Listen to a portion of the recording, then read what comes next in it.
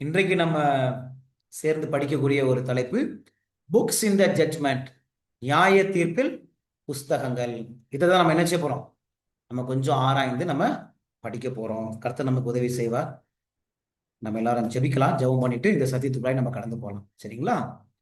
எங்கள் அன்பின் தகப்பனே, ஆண்டவரே, உம்முடைய கிருபையினால இந்த நேரத்துல நியாய தீர்ப்பில் புஸ்தகங்கள் என்ற தலைப்பின் கீழாக நாங்கள் படிக்க இருக்கிறோம். நீர் எங்களுக்கு சொல்லிக் கொடுத்திருக்கிறீர். நீங்க சொல்லிக் கொடுத்ததை தியானிக்க இருக்கிறோம்ப்பா. உங்க பரிசுத்த ஆவியானவர் எங்களுக்கு கற்றுக் கொடுப்பாராக, எங்களுக்கு சொல்லிக் கொடுப்பாராக. நாங்க என்ன புரிந்து கொள்ளணும், என்ன படிக்கணும்னு பரலோகத்தின் தகப்பன் நீங்க விரும்புறீங்களோ அதை நாங்கள் அறிந்து கொள்ள, புரிந்து கொள்ள கர்த்தர் எங்களுக்கு உதவி செய்யுங்கப்பா. எங்களுக்கு சொல்லித்தாங்க ஆண்டவரே.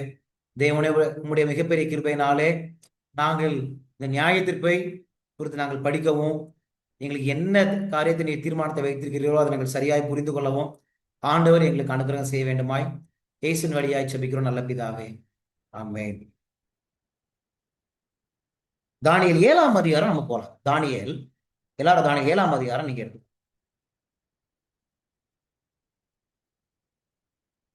தானியேல் 7ஆம் அதிகாரத்துல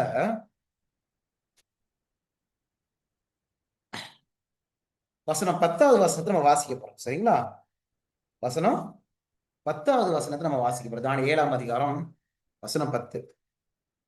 அக்கினி நதி அவர் சந்நிதியிலிருந்து புறப்பட்டு ஓடினது. ஆயிரம் ஆயிரம் பேர் அவரை சேவித்தார்கள். கோடா கோடி பேர் அவருக்கு முன்பாக நின்றார்கள். நியாய சங்கம் உட்கார்ந்தது.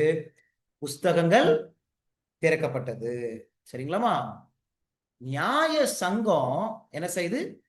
உட்காருது. சரிங்களாப்பா? நியாய சங்கம் உட்காருது. அந்த சமயத்துல எது திறக்கப்பட்டுச்சுன்னு வசனம் சொல்லுது? புஸ்தகங்கள் திறக்கப்படும். இந்த நியாய சங்கம் எப்போ வருது? ஞாபகம் வச்சுக்கணும். எப்போ இந்த நியாய சங்கம் வருது?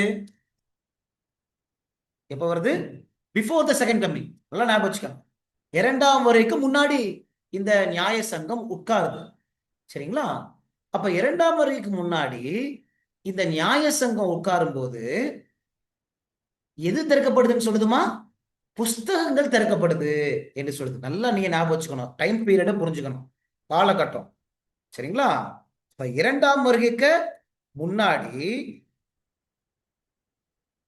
நியாய சங்கம் ஒண்ணு இருக்குது. அந்த சமயத்துல எதுதான் திறக்கப்பட்டுச்சு? புஸ்தகங்கள் தான் திறக்கப்பட்டுச்சு. எது திறக்கப்படல? ஞாபகம் வச்சுக்கோங்க.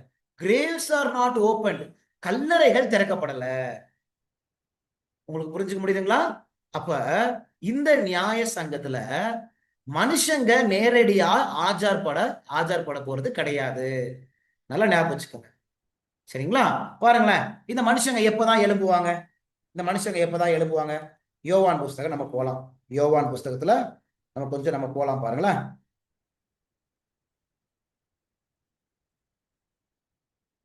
யோவான் 5ஆம் அதிகாரத்துல ஜான் சாப்டர் 5 போங்க. ஜான் சாப்டர் 5ல 28 29. யோவான் 5ல 28 29. இதை குறித்து நீங்கள் ஆச்சரியப்பட வேண்டாம். ஏனென்றால் பிரேத குழியில் உள்ள அனைவரும் அவருடைய சத்தத்தை கேட்கும் காலம் வரும். John chapter 5 verse 28. பாருங்க, ஏசப்பா சொல்றாங்க, இதை குறித்து நீங்கள் என்ன செய்யாதுங்க? ஆச்சரியப்படாதுங்க. பிரேத குழியில் உள்ள அனைவரும் அவருடைய சத்தத்தை கேட்கும் காலம் வரும். என்னப்பா? அப்போ ஒரு காலம் ஒண்ணு இருக்குது. யாருக்கு?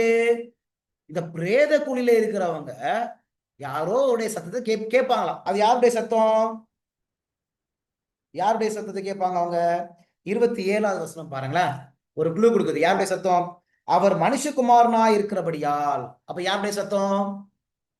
மனுஷகுமாரன் ஏசப்பாவுடைய சத்தத்தை கேட்கும் காலம் வரும். சரி, இப்ப பாருங்களேன், 29 பாருங்களேன். 29ல அப்பொழுது ஒரு காலம் ஒண்ணு. அப்பொழுது நன்மை செய்தவர்கள் ஜீவனை அடையும்படி எழுந்திருக்கிறவர்களாகவும், தீமை செய்தவர்கள் ஆக்கினை அடையும்படி எழுந்திருக்கிறவர்களாகவும் புறப்படுவார்கள். சரிங்களா? அப்ப அந்த பிரேத குழியில எத்தனை கூட்டம் இருக்கிறாங்க? 2 கூட்டம் இருக்கிறாங்க. நன்மை செய்தவங்க இருக்கிறாங்க, தீமை செய்தவங்க இருக்காங்க. 2 கூட்டமுமே எங்கதான் இருக்கிறாங்க? பிரேத குழியில் இருக்காங்க. நல்லா ஞாபகம் வச்சுக்கோங்க. 2 கூட்டமும் பரலோகத்துக்கு போகல. ஏன் பரலோகத்துக்கு போகல? ஏன் பரலோகத்துக்கு உடனே அவங்க போகல? மரிச்ச உடனே பரீட்சை எழுதியிருக்கிறாங்க, இன்னும் திருத்தப்படல. என்ன அர்த்தம் அப்ப? இன்னும் நியாய தீர்ப்பே முடியல. என்னம்மா, நம்ம போன வாரம் படிச்சோம்ல, அந்த நியாய தீர்ப்பு முடிஞ்சு ரிசல்ட் எப்ப வெளியில வரும்? ரிசல்ட் எப்ப வெளியில வரும்? ரிசல்ட் எப்ப வெளியில வரும் படிச்சோம்? Revelation chapter 22 verse 12. வெளிப்படுத்தல் 22 12வது வசனம். இதோ சீக்கிரமாய் வருகிறேன், அவனவனுடைய கிரியைகளின்படி அவனவனுக்கு நான் அளிக்கும் பலன் என்னோட கூட வருகிறது. 22 verse 12 ரெவலேஷன், வெளிப்படுத்தல் 22ஆம் அதிகாரம் 12ஆம் வசனத்துல, நான் சீக்கிரமா வர்றேன்ப்பா, நான் வரும்போது ரிவார்டை கொண்டு வரேன், பலனை கொண்டு வரேன்னு சொல்றாங்க. உங்களுக்கு புரிஞ்சுக்க முடியுதுங்களா? அப்ப ஆண்டவர் இந்த பலனை கொடுக்கிறதுக்கு முன்னாடி அங்க என்ன இருக்குதுப்பா? எப்ப அந்த பலன் வருது? இரண்டாம் வருகையில, சீக்கிரமாய் வருகிறேன். அப்ப அந்த இரண்டாம் வருகையில தான் என்ன இருக்குது? அந்த பலன், அந்த ரிவார்டா ஆண்டவர் கொடுக்க வர்றாங்க. புரிஞ்சுக்க முடியுதுங்களா? அப்ப அது வரைக்கும் அவங்களாம் எங்கதான் இருப்பாங்க? தீமை செய்தவர்கள், நன்மை செய்தவர்கள் எங்கதான் இருப்பாங்க? பிரேத குழியில இருப்பாங்க. ஏன்னா அந்த நியாய தீர்ப்புல தான் முடிவாகும். யாரு நன்மை செஞ்சிருக்காங்க, யாரு தீமை செஞ்சிருக்காங்க, நியாய தீர்ப்புல தான் முடிவாகும். அப்ப அந்த நியாய தீர்ப்பு முடிவுல ஆண்டவர் என்ன செய்வாங்கம்மா? அந்த ரிவார்டை ஆண்டவர் என்ன செய்வாங்க? கொண்டு வருவாங்க. சரிங்களா? அப்ப அவங்க ஏன் உடனே பரலோகத்துக்கு போகல? ஜட்ஜ்மெண்ட் என்ன செய்யல, இன்னும் முடியல. ஜட்ஜ்மெண்ட் எப்ப முடியும்? ரெண்டாம் வருகையில இயேசுவானவர் இந்த உலகத்துக்கு வர முன்னாடி முடியுதா இல்லையா? முதல் ஜட்ஜ்மெண்ட் முடியுதா இல்லையா? ஏன்னா ரெண்டாம் வருகையில என்ன கொண்டு வந்துடுறாரு ஜீசஸ்? ரிவார்டு கொண்டு வந்துடுறாரு. அப்படிதானப்பா? ரிசல்ட்டை கொண்டு வந்துடுறாரு. அப்ப ரிசல்ட்டை ரெண்டாம் வருகையில கொண்டு வர்றாருன்னா, அப்ப இந்த ரெண்டாம் வருகைக்கு முன்னாடியே எது முடிஞ்சிருது? ஃபர்ஸ்ட் ஃபேஸ் ஆஃப் ஜட்ஜ்மெண்ட் முடிஞ்சிருது. நியாய தீர்ப்பு, இன்வெஸ்டிகேட்டிவ் ஜட்ஜ்மெண்ட், நுட்ப நியாய விசாரணை முடிஞ்சிருது. சரிதானமா? சரிங்களா? அது நம்ம எப்போ முடியுது அதையும் நம்ம படிக்கலாம். சரிங்களா? சரி, அப்ப ஒரு காரியத்தை ஞாபகம் வச்சுக்கோங்க. நியாய சங்கம் உட்காரும் போது புஸ்தகங்கள் தான் திறக்கப்படுது. புஸ்தகங்கள் வழியாதான் மனுஷங்க என்ன செய்வாங்க? ஆஜார் ஆவாங்க. அப்படின்னா மனுஷன் ஆஜா போறது இல்ல, புஸ்தகங்களை பார்த்தாலே எதை கண்டுபிடிச்சிடலாம்? அந்த மனுஷங்க எப்படிப்பட்டவங்க கண்டுபிடிச்சிடலாம். போன வாரம் நம்ம படிச்சோம்லப்பா, இப்ப நம்ம பசங்க யாராவது ஸ்கூல்ல படிக்கிறாங்க அப்படின்னா, இப்ப அவங்க நாட்டியா, குட் பாயா, ரெகுலரா கிளாஸுக்கு வராங்களா, எவ்வளவு மார்க்ஸ் எடுத்திருக்கிறாங்க, ஃபெயில் ஆகுறாங்களா, கிளாஸ் ஒழுங்கா அட்டன் பண்றாங்களா, குவார்டர்லி எக்ஸாம்ல எவ்வளவு மார்க் எடுத்தாங்க, ஹாஃப் இயர்லி எவ்வளவு எடுத்தாங்க, கிளாஸ் ரூமுக்கு எப்படி நடந்துக்கிறாங்கன்னு வச்சு எப்படி கண்டுபிடிச்சிடலாம்? ஸ்கூலுக்கு போனா அவங்க ரெக்கார்டை கொஞ்சம், அவங்க நோட்டு புத்தகத்தை கொஞ்சம் திறந்தாலே கண்டுபிடிச்சிடலாம். அவங்க ஸ்கூல்ல இல்லாட்டாலும் கண்டுபிடிச்சிடலாம். முழுவதுமே அங்க இருக்கு. சரிங்களா? அதே போல காடு எல்லா ரெக்கார்டுமே பரலோகத்துல ஆண்டவர் வச்சிருக்கிறார். அதனாலதான் எது திறக்கப்படுது? புஸ்தகங்கள் திறக்கப்படுது. பிரேத குழி எப்ப திறக்கப்படும்? இயேசுவானவர் இரண்டாம் வருகையில் தான் அந்த பிரேத குழி என்ன செய்யப்படுமா? திறக்கப்படும். சரிங்களா? சரி, அப்ப தானியேல் 7ஆம் அதிகாரத்துல 10வது வசனம் படிச்சுட்டு இருக்கிறோம். நியாய சங்கம் உட்காரும் போது புஸ்தகங்கள் தான் என்ன செய்யுது? திறக்கப்படுது. கல்லறைகள் திறக்கப்படல. கல்லறைகள் எப்பதான் திறக்கப்படும்? இரண்டாம் வருகையில, நியாய தீர்ப்பு முடிஞ்ச பிறகு, இயேசுவானவர் ரிவார்டை கொண்டு வரும்போதுதான் கல்லறைகள் திறக்கப்படும். சரிங்களாமா? இப்ப உங்களுக்கு புரியுதுங்களா? இதை நீங்க எல்லாரும் புரிஞ்சுக்கணும். பாருங்களேன், இந்த நியாய தீர்ப்பு வரும்பொழுதெல்லாம் புஸ்தகங்கள் என்ற வார்த்தை வரும். பாருங்களேன், புஸ்தகங்கள் என்ற வார்த்தை வரும். வெளிப்படுத்தல் 20ஆம் அதிகாரம் 12ஆம் வசனத்திலையும் பாருங்களேன். வெளிப்படுத்தல் 20ஆம் அதிகாரம் 12. மரித்தோராகிய சிறியோரையும் பெரியோரையும் தேவனுக்கு முன்பாக நிற்க கண்டேன். அப்பொழுது புஸ்தகங்கள் திறக்கப்பட்டன. ஜீவ புஸ்தகம் என்னும் வேறொரு புஸ்தகமும் திறக்கப்பட்டது. அப்பொழுது அந்த புஸ்தகங்களில் எழுதப்பட்டவர்களின்படியே மரித்தோர் தங்கள் தங்கள் கிரியைகளுக்கு தக்கதாக நியாய தீர்ப்பு அடைந்தார்கள். சரிங்களாமா? அப்ப நியாய தீர்ப்பு குறித்து பேசும்போது எது வருது? புஸ்தகங்கள் திறக்கப்பட்டன. இருக்குங்களா? வெளிப்படுத்தல் 20ஆம் அதிகாரம் 12வது வசனம், ரெவலேஷன் 20 verse 12. அப்ப எது திறக்கப்படுது? புஸ்தகங்கள் திறக்கப்படுது. சரிங்களா? சரி, இந்த உலகத்துல இந்த மனுஷங்க வாழக்கூடிய காலத்துல அவங்க ரெக்கார்ட்ஸ் எல்லாம் வச்சிருந்தாங்களா? இப்ப பரலோகம் ரெக்கார்ட்ஸ் வச்சிருக்குன்னு சொல்லுது. அப்படிதானமா மகா புஸ்தகத்துல அப்படிதானமா புஸ்தகங்கள் திறக்கப்படுது. பரலோகம் மனுஷங்களை ரெக்கார்ட்ஸ் வச்சிருந்தாங்களா? இந்த பூமியில இருக்கக்கூடிய மனுஷங்கள் ரெக்கார்ட்ஸே வைக்கலையா? படிக்கலாமா? ரெக்கார்ட்ஸ் வச்சிருந்தாங்களா இல்லையான்னு சொல்லிட்டு ஏசாயா 30:8 ரெக்கார்ட்ஸ் ஆஃப் எர்த். சரிங்களா? பூமியில உள்ள சில புஸ்தகங்கள் பாருங்களேன், சில ரெக்கார்ட்ஸ் வச்சிருந்தாங்க பாருங்களேன். ஏசாயா புஸ்தகம் 30:8 ஏசாயா புஸ்தகம் 30:8 பாருங்களேன். ஆண்டவர் சொன்னார் பாருங்க. ஏசாயா 30:8 இப்பொழுது நீ போய் இது பிற்காலத்துக்கு என்றென்றைக்கும் இருக்கும்படி இதை அவர்களுக்கு முன்பாக ஒரு பலகையில் எழுதி ஒரு புஸ்தகத்தில் வரை சொல்லப்பட்டிருக்காமா. ஆண்டவர் என்ன சொன்னாங்க? இத நீ ஒரு பலகையில எழுதி என்ன செய்ய, ஒரு புஸ்தகத்துல வரை அப்படின்னு ஆண்டவர் சொல்றார். ஏன்? 9 இவர்கள் கலகமுள்ள ஜனங்கள், பொய் பேசுகிற பிள்ளைகளும் கர்த்தருடைய வேதத்தை கேட்க மனதில்லாத புத்திரருமா இருப்பார்கள். எதுக்கு ரெக்கார்ட் ஆக்கி சொல்றாரு ஆண்டவருங்க?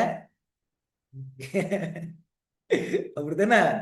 கலகமுள்ள ஜனம் பொய் பேசுவாங்க. சாத்தான் பரலோகத்துல இருக்கும்போது என்ன சொன்னா, எப்படி ஏமாத்தினா தெரியுமா? நீங்க படிச்சிருக்கீங்களா? எப்படி ஏமாத்தினா தெரியுமா? என்ன சொன்னா தெரியுமா ஆண்டவரை? சரி, இந்த வசனத்தை நம்ம ஏற்கனவே படிக்க போறோம். வெளிப்படுத்து 12 போறோம். இந்த 1/3 பங்கு தூதர்களை விழத்தல்னால எப்படி தெரியுமா?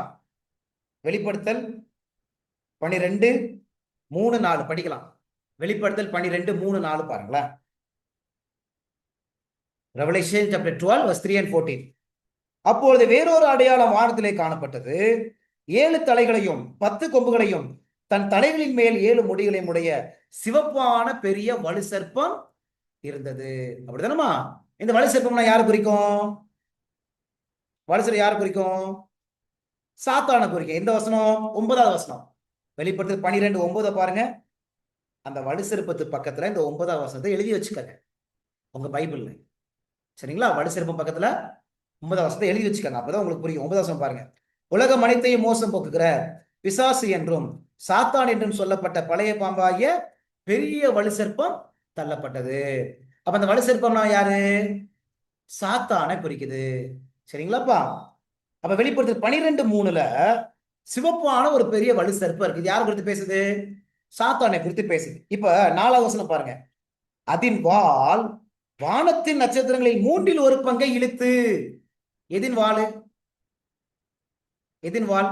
அந்த வலு சர்ப்பத்தின் வாளு வானத்தின் 1/3 பங்கு எதை இழுத்துச்சான்? நட்சத்திரங்களை இழுத்துருச்சு. நட்சத்திரங்களா யாரு? இந்த வசனம் நட்சத்திரங்களா யாரு? Revelation chapter 1. ரெவலேஷன் சாப்டர் 1 வெளிப்படுத்தல் 1ஆம் அதிகாரம் வசனம் 20 பாருங்க. ரெவலேஷன் 1 verse 20 பாருங்க. என் வலது கரத்தில் நீ கண்ட 7 நட்சத்திரங்களின் ரகசியத்தையும் எடுத்துட்டீங்களா? ரெவலேஷன் 1:20 7 பொன் புத்துகளின் ரகசியத்தையும் எழுது. அந்த 7 நட்சத்திரங்களும் 7 சபையின் தூதர்களாம். சரிங்களா? அப்ப நட்சத்திரம்னா என்ன? தூதர்கள். உங்க பைபிள்ல அந்த நட்சத்திரத்துக்கு பக்கத்துல இந்த வசனத்தை எழுதி வைங்க. இந்த வசனத்தை வெளிப்படுத்தல் 1ஆம் அதிகாரம் 20வது வசனத்தை பக்கத்துல எழுதி வச்சுக்கங்க. சரிங்களா? சரி, இப்ப வானத்தின் நட்சத்திரங்களின் 1/3 பங்கை இழுத்துருச்சு. அப்ப தூதர்கள்ல 1/3 பங்க தன்னுடைய பக்கத்துல அது என்ன செஞ்சிருச்சு? இழுத்துருச்சு. அப்படிதானமா? எதால இழுத்துச்சு? எதால இழுத்துச்சு? வாளால இழுத்துச்சு. அப்படிதான் வசனம் சொல்லுது. அந்த வலு சர்ப்பத்தின் வாளு வானத்தின் நட்சத்திரங்களை 1/3 பங்கை இழுத்துச்சு. வாளால இழுத்துச்சு. இந்த வாள் யாரு? இந்த வாள் யாரு? ஏசாயா புஸ்தகம். வாளை பயன்படுத்திச்சான். இந்த வலு சர்ப்பம் 1/3 பங்கு தூதர்களை பூமியில தள்ளுவதற்கு வாளை பயன்படுத்திச்சான். வாள்னா இது சுவாட குறிக்கலாமா? அங்க வேற வேற இல்லு வந்திருக்கு. அப்படிதானமா? டெய்ல். டெய்ல குறிக்குது. ஏசாயா புஸ்தகத்துல வசனம் வரும் பாருங்க. 9ஆம் அதிகாரம் 15வது வசனம். ஏசாயா புஸ்தகம் 9ஆம் அதிகாரம் 15வது வசனம். இந்த வாள் எதை குறிக்குது? ஏசாயா புஸ்தகம் 9ஆம் அதிகாரம் 15வது வசனம் பாருங்க. எல்லாரும் எடுத்துட்டீங்களா? Isaiah chapter 9 verse 15. இப்ப இந்த வசனத்தை அந்த வாளுன்னு படிச்சோம்ல வெளிப்படுத்த 12ல அது பக்கத்துல எழுதி வச்சுக்க. சரிங்களா? ஏசாயா 9:15. மூப்பனும் கனம் பொருந்தினவனுமே தலை, பொய் போதம் பண்ணுகிற தீர்க்கதரிசியே வாள். இருக்குதுங்களா? என்ன சொல்லுது? மூப்பனும் கனம் பொருந்தினவனுமே தலை, பொய் போதகம் பண்ணுகிற தீர்க்கதரிசியே வாள். அப்ப வாள் யாரு? பொய் போதகம் பண்ணக்கூடிய தீர்க்கதரிசி. கிடைச்சிச்சுங்களா? அப்ப இப்ப சொல்லுங்க, சாத்தான் எப்படிமா 1/3 தூதனை கீழே எடுத்துட்டு வந்தான்? எப்படி எடுத்துட்டு வந்தான்? மேரி சிஸ்டர் கிடைச்சிருச்சுங்களா? அந்த வலு சர்ப்பம் யாரு?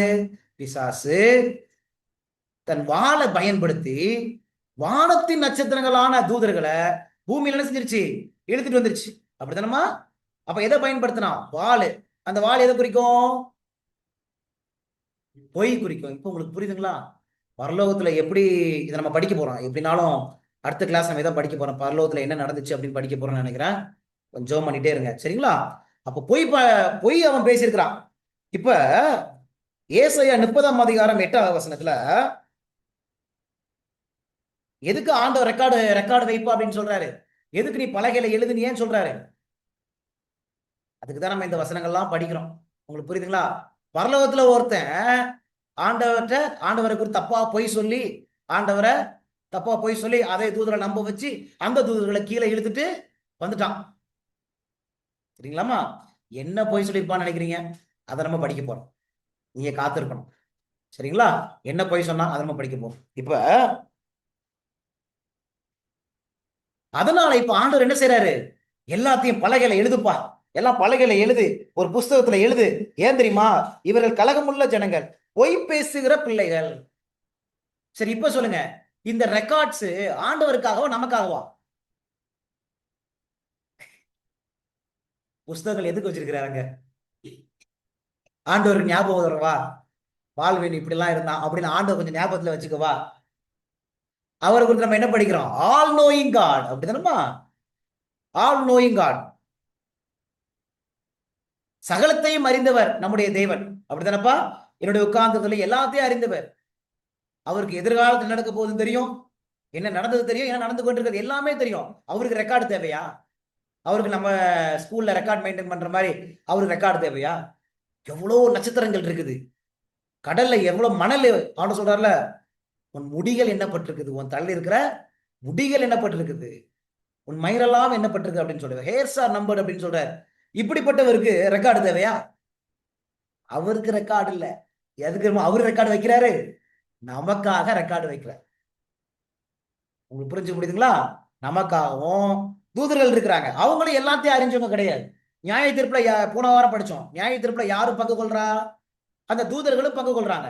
அப்ப அவங்களும் என்ன செய்யணும்? அந்த ரெக்கார்டை கோத்ரூ பண்ணணும்.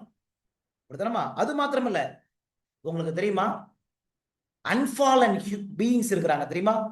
விழுந்து போகாத உலகங்கள் இருக்குது தெரியுமா? எத்தனை பேர் நினைக்கிறீங்க ஒரே ஒரு வேர்ல்டு தான் இருக்கா? எத்தனை பேர்? எபிரேயர் புஸ்தகம் போங்க. ஆண்டவர் வேர்ல்டு படைச்சாரா, வேர்ல்ட்ஸை படைச்சாரா? ஹீப்ரூஸ் சாப்டர் 1, எபிரேயர் புஸ்தகம் போங்க. எபிரேயர் புஸ்தகம் 1ஆம் அதிகாரம். எபிரேயர் புஸ்தகம் 1ஆம் அதிகாரத்துல 1வது வசனம் 2வது வசனம். Hebrews chapter 1 verses 1 and 2. எபிரேயர் 1ஆம் அதிகாரம் 1வது வசனம் 2வது வசனம்.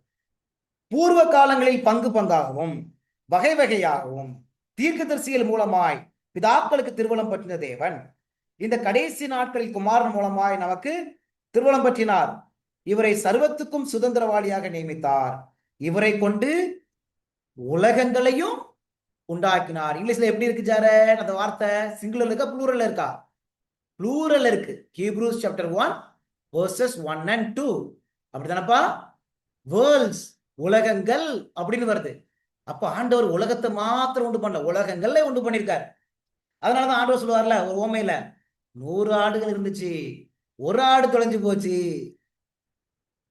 புரிஞ்சு முடியுதா? அப்ப அநேக ஆடுகள், விழுந்து போகாத, காணாமல் போகாத அநேக ஆடுகள் என்ன செய்து இருக்குது. அப்ப அன்ஃபாலன் பீயிங்ஸ் இருக்கிறாங்க. விழுந்து போகாத உலகங்கள் என்ன செய்யுது? உலகத்தில் வாழக்கூடிய மனிதர்கள் என்ன செய்யறாங்க? இருக்கிறாங்க. அப்படித்தானமா? Let's read one more verse for further evidence. Hebrews, எபிரேயர் புஸ்தகத்துல 11ஆம் அதிகாரம் 3ஆம் வசனம். Hebrews chapter 11 verse 3. எபிரேயர் புஸ்தகம் 11ஆம் அதிகாரம் 3வது வசனத்தை படிக்கலாமா? அங்கேயும் பாருங்க, ஒரு வார்த்தை வருது பாருங்க. இப்ப அந்த உலகங்களை எப்படி படைச்சாரு ஆண்டவர்? இங்க என்ன படிக்கிறோம்? எபிரேயர் 1ஆம் அதிகாரத்துல அவருடைய குமாரன் மூலமாய் படைச்சார். அப்படித்தானமா? அப்படித்தானே படிக்கிறீங்க? 2வது வசனத்துல இந்த கடைசி நாட்களில் குமாரன் மூலமாய் நமக்கு திருவுளம் பற்றினார், இவரை சர்வத்துக்கும் சுதந்திரவாளியாக நியமித்தார், இவரை கொண்டு உலகங்களையும் உண்டாக்கினார். யார வச்சு படைச்சாரு? மற்ற உலகங்களையும் குமாரனை தான் வச்சு படைச்சார். ஆனா எப்படி படைச்சார்?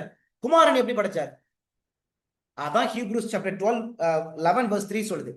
எபிரேயர் 11ஆம் அதிகாரம் 3வது வசனம் பாருங்க. விசுவாசத்தினாலே நாம் உலகங்கள், பாத்தீங்களா, தேவனுடைய வார்த்தையினால் உண்டாக்கப்பட்டது என்றும். என்ன வருது? தமிழ் வார்த்தை வருது பாருங்க. விசுவாசத்தினாலே நாம் உலகங்கள், இங்கிலீஷ்ல வேர்ல்ட்ஸ் வருதா, ப்ளூரல்ல வருதா? எப்படி ஆண்டவர் உண்டாக்குனாங்களாம்? அவருடைய வார்த்தையினால. சரிங்களாமா? கிடைச்சிச்சா?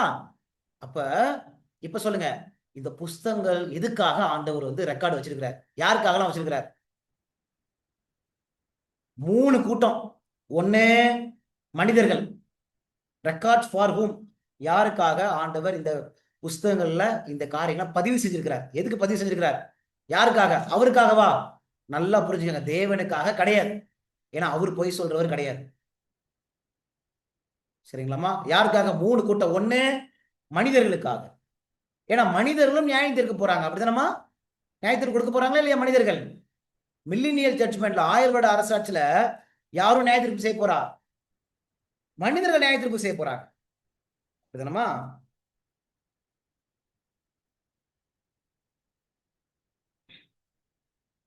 ஒன்று கொரிந்தியர் புஸ்தகம், பரிசுத்தவான்கள் உலகத்தை நியாயத்திருப்பாங்களா, நியாயத்திருக்க மாட்டாங்களா? 1 கொரிந்தியர் புஸ்தகம் 6ஆம் அதிகாரம் 2வது வசனம். 1 கொரிந்தியர் 6ஆம் அதிகாரம் 2வது வசனம். 1 Corinthians 6 verse 2. பரிசுத்தவான்கள் உலகத்தை நியாயம் தீர்ப்பார்கள் என்று அறியீர்களா? பாத்தீங்களா? உங்களுக்கு புரியுதுங்களாமா? சரி. அப்ப யார் நியாயம் தீர்க்க போறா? பரிசுத்தவான்கள். அப்ப ஹியூமன் பீயிங்ஸ். அப்ப ஹியூமன் பீயிங்ஸ்க்காக அதை பதிவு செய்யறாரு. அதுதான் இந்த வசனம் 1 கொரிந்தியர் 6:2. சரிங்களாமா? தூதர்களுக்காக பதிவு செய்யறாரு. ஏன்னா தூதர்களும் நியாய தீர்ப்புல பங்கு கொள்ள போறாங்க. அப்படித்தானமா? அதுக்கு எந்த வசனம் படிச்சோம்? போன வாரம் படிச்சோம். தானியேல் சாப்டர் 7 verse 10. தானியேல் 7ஆம் அதிகாரத்துல 10ஆம் வசனத்துல 1000 பேர் அவரை சேவித்தார்கள், கோடா கோடி பேர் அவர் முன்பாக நின்றார்கள் படிச்சோம்ல. அவங்க யாருன்னு படிச்சோம்? தானியேல் 7:10. தூதர்கள். ஞாபகம் இருக்குதுங்களா? அப்ப ஏஞ்சல்ஸும் ஜட்ஜ்மெண்ட்ல இருக்கிறாங்க. 3வது யார் இருக்கிறாங்க? மற்ற உலகத்துல வாழக்கூடிய நபர்கள். அப்ப ஆண்டவர் அவங்க எல்லாருக்காகவும் என்ன செய்றாங்க? தேவன் அந்த புஸ்தகத்துல தாக்கல் செய்யறாங்க. எல்லாத்தையும் என்ன செய்யறாங்க? ஆண்டவர் பதிவு செய்யறாங்க. சரிங்களாமா? இங்க பாருங்களேன், 1 கொரிந்தியர் 4ஆம் அதிகாரம் ஒரு வசனம் இருக்கு பாருங்க. 9ஆம் வசனம். 1 கொரிந்தியர் 4ஆம் அதிகாரம் 9ஆம் வசனம் பாருங்க. இந்த மற்ற உலகத்துல அந்த மனிதர்கள் இருக்கிறாங்களா இல்லையா? 1 கொரிந்தியர் 4ஆம் அதிகாரம் 9ஆம் வசனம். 1 Corinthians chapter 4 verse 9. எங்களுக்கு தோன்றுகிறபடி 1 Corinthians 4:9. எங்களுக்கு தோன்றுகிறபடி தேவன் அப்போஸ்தலராகிய எங்களை மரணத்துக்கு குறிக்கப்பட்டவர்கள் போல கடைசியானவர்களாய் காணப்பட பண்ணினார். நாங்கள் உலகத்துக்கும் என்ன சொல்றாரு பாருங்க, உலகத்துக்கும் தூதருக்கும் மனுஷருக்கும் வேடிக்கையானோம் அப்படின்னு இருக்கலாமா? 3 குரூப் சொல்றாரு பாருங்க. 3 வந்துருச்சா? ஒண்ணு யாரு? உலகம். அப்ப உலகத்துல இருக்கிற மக்களுக்கு. 2வது யாரு? ஏஞ்சல்ஸ், தூதர்கள். இன்னொன்னு சொல்றாரு பாருங்க, மனுஷருக்கு வேடிக்கையானோம். இந்த மனுஷங்க யாரு? இவங்க தான் அன்ஃபாலன் பீயிங்ஸ், விழுந்து போகாத மனிதர்கள். உங்களுக்கு புரிஞ்சுக்க முடியுதா? அங்க 3மே வருது பாத்தீங்களா? உலகத்துக்கும். அப்போ உலகத்துல இருக்கிற நபர்களுக்கு. நாங்கள் உலகத்துக்கும் தூதருக்கும் மனுஷருக்கும் வேடிக்கையானோம். ஸ்பெக்டாக்கிள். we were spectacles. இப்ப நம்மளை எப்படி வாட்ச் பண்ணிட்டு இருக்காங்க தெரியுமா? இப்ப நம்ம டிவில ஒரு காரியத்தை பாக்குறோம், ஏதோ ஒண்ணு நடந்து கொண்டிருக்கு சம்பவம், அங்க எங்கேயும் பூகம்பம் நடந்து கொண்டிருக்கு, அந்த காரியத்தை பாக்குறோம்ல, லைவா பாக்குறோம்ல, சில லைவ் எல்லாம் பாக்குறோமா, லைவ் டெலிகாஸ்ட் மாதிரி. அது மாதிரி பரலோகம் நம்மள லைவ் டெலிகாஸ்ட் பண்ணிட்டு இருக்கிறாங்க. தூதர்கள் நம்ம லைவ் டெலிகாஸ்ட் போயிட்டு இருக்காங்க. அன்ஃபாலன் பீயிங்ஸ், விழுந்து போகாத மனிதர்களுக்கு முன்பாக நம்ம என்ன செஞ்சுட்டு இருக்கிறப்ப லைவ் டெலிகாஸ்ட் போயிட்டு இருக்கு. சரி, இதெல்லாம் எதுக்கு? எதுக்கு? நியாய தீர்ப்புல ஆண்டவர் எல்லாவற்றையும் சரியாய் நீதியாய் தேவன் செய்வதற்காக. அதே நேரத்துல இந்த தூதர்களும் மற்ற உலகத்தில் இருக்கிற மனிதர்களும் எதையும் பார்த்துட்டு இருக்கிறாங்க, தேவன் எப்படி செயல்படுறாரு, இந்த பாவிகள் எப்படி செயல்படுறாங்க, தேவன் எப்படி செயல்படுறாரு, சாத்தான் எப்படிலாம் செயல்படுறான், எல்லாத்தையும் பார்த்துட்டு இருக்காங்க. ஸ்பெக்டாக்கிள்ஸ். அவங்கதான் சாட்சி கொடுக்க போறாங்க நியாய தீர்ப்புல. புரிஞ்சுக்க முடியுதுங்களா? அவங்க கையில ஆண்டவர் கொடுக்க போறாரு. நீனே பாருப்பா, நீ பரிசுத்தவான் கையில நீனே பாருப்பா. அவங்க ஏன் பரலோகத்துக்கு வரல தெரியுமா? புஸ்தகத்துல இருக்குப்பா, நீனே பாருப்பா. ஏன்னா மனிதர்களால எல்லாத்தையும் மனதுல வைக்கவே முடியாது. சரிங்களாமா? சரி, அப்ப ஒரு இந்த பாயிண்ட சரியா புரிஞ்சுக்கணும். புஸ்தகங்களுடைய ரெக்கார்டு தேவனுக்காக கிடையாது. இதுல ஃபர்ஸ்ட் பாயிண்ட் என்ன படிச்சோம்? ஃபர்ஸ்ட் பாயிண்ட் படிச்சோம் நம்ம. முத பாயிண்ட், ஜட்ஜ்மெண்ட்ல மனிதர்கள் நேரடியா ஆஜராக போறது கிடையாது, புஸ்தகங்கள் ஆஜராக போகுது. அப்படித்தானப்பா? அப்படித்தான் நம்ம ஆரம்பிச்சோம். அடுத்தது நம்ம என்ன படிக்கிறோம் இங்க? அடுத்தது, records are not for not maintained for God. Records are not documented for God. அவருக்காக ரெக்கார்ட் மெயின்டைன் ஆகல. யாருக்காக? மனிதர்களுக்காக, தூதர்களுக்காக, அன்ஃபாலன் பீயிங்ஸ்க்காக இந்த ரெக்கார்ட்ஸ் எல்லாம் என்ன செய்யப்படுது?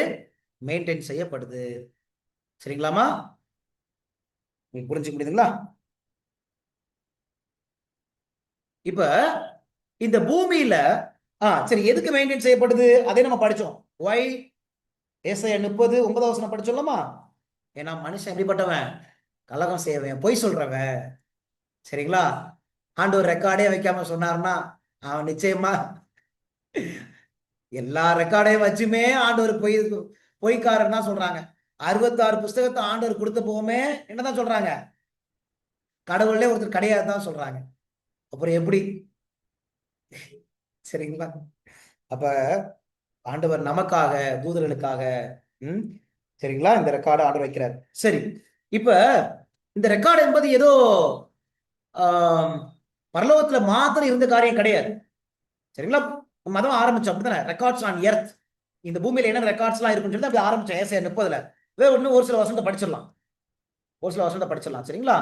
எரேமியா புஸ்தகம் 30ஆம் அதிகாரம் 2ஆம் வசனம். எரேமியா புஸ்தகம் 30ஆம் அதிகாரம் 2ஆம் வசனம்.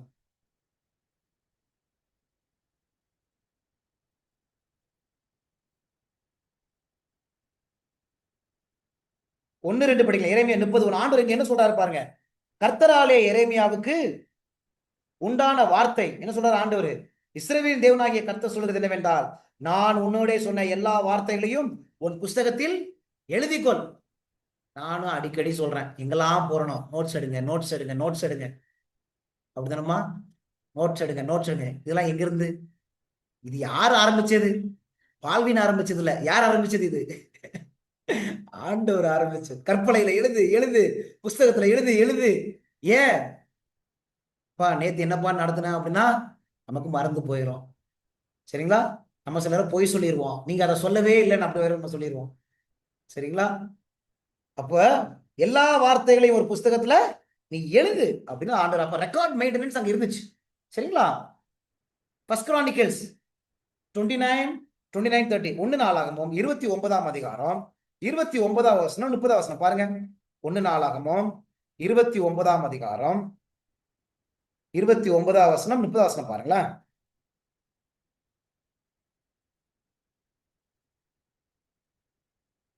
முக்கியமான வசனம். நீங்க ரெக்கார்ட் மெயின்டைன் பண்ணாங்களான்னு பாருங்க.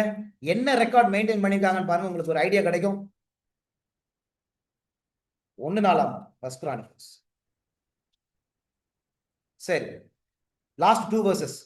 தாவீது ராஜாவினுடைய ஆதியோடந்தமான நடபடிகளும் அவன் அரசாண்ட விபரமும் அவனுடைய வல்லமையும் அவனுக்கும் இஸ்ரவேலுக்கும் அந்தந்த தேசங்களின் ராஜ்யங்கள் அனைத்துக்கும் நடந்த கால சம்பவங்களும், ஞான சிருஷ்டிகாரனாகிய சாமுவேலின் பிரபந்தத்திலும், தீர்க்கதரிசியாகிய நாத்தானின் பிரபந்தத்திலும், ஞான சிருஷ்டிகாரனாகிய காத்தின் பிரபந்தத்திலும் எழுதியிருக்கிறது.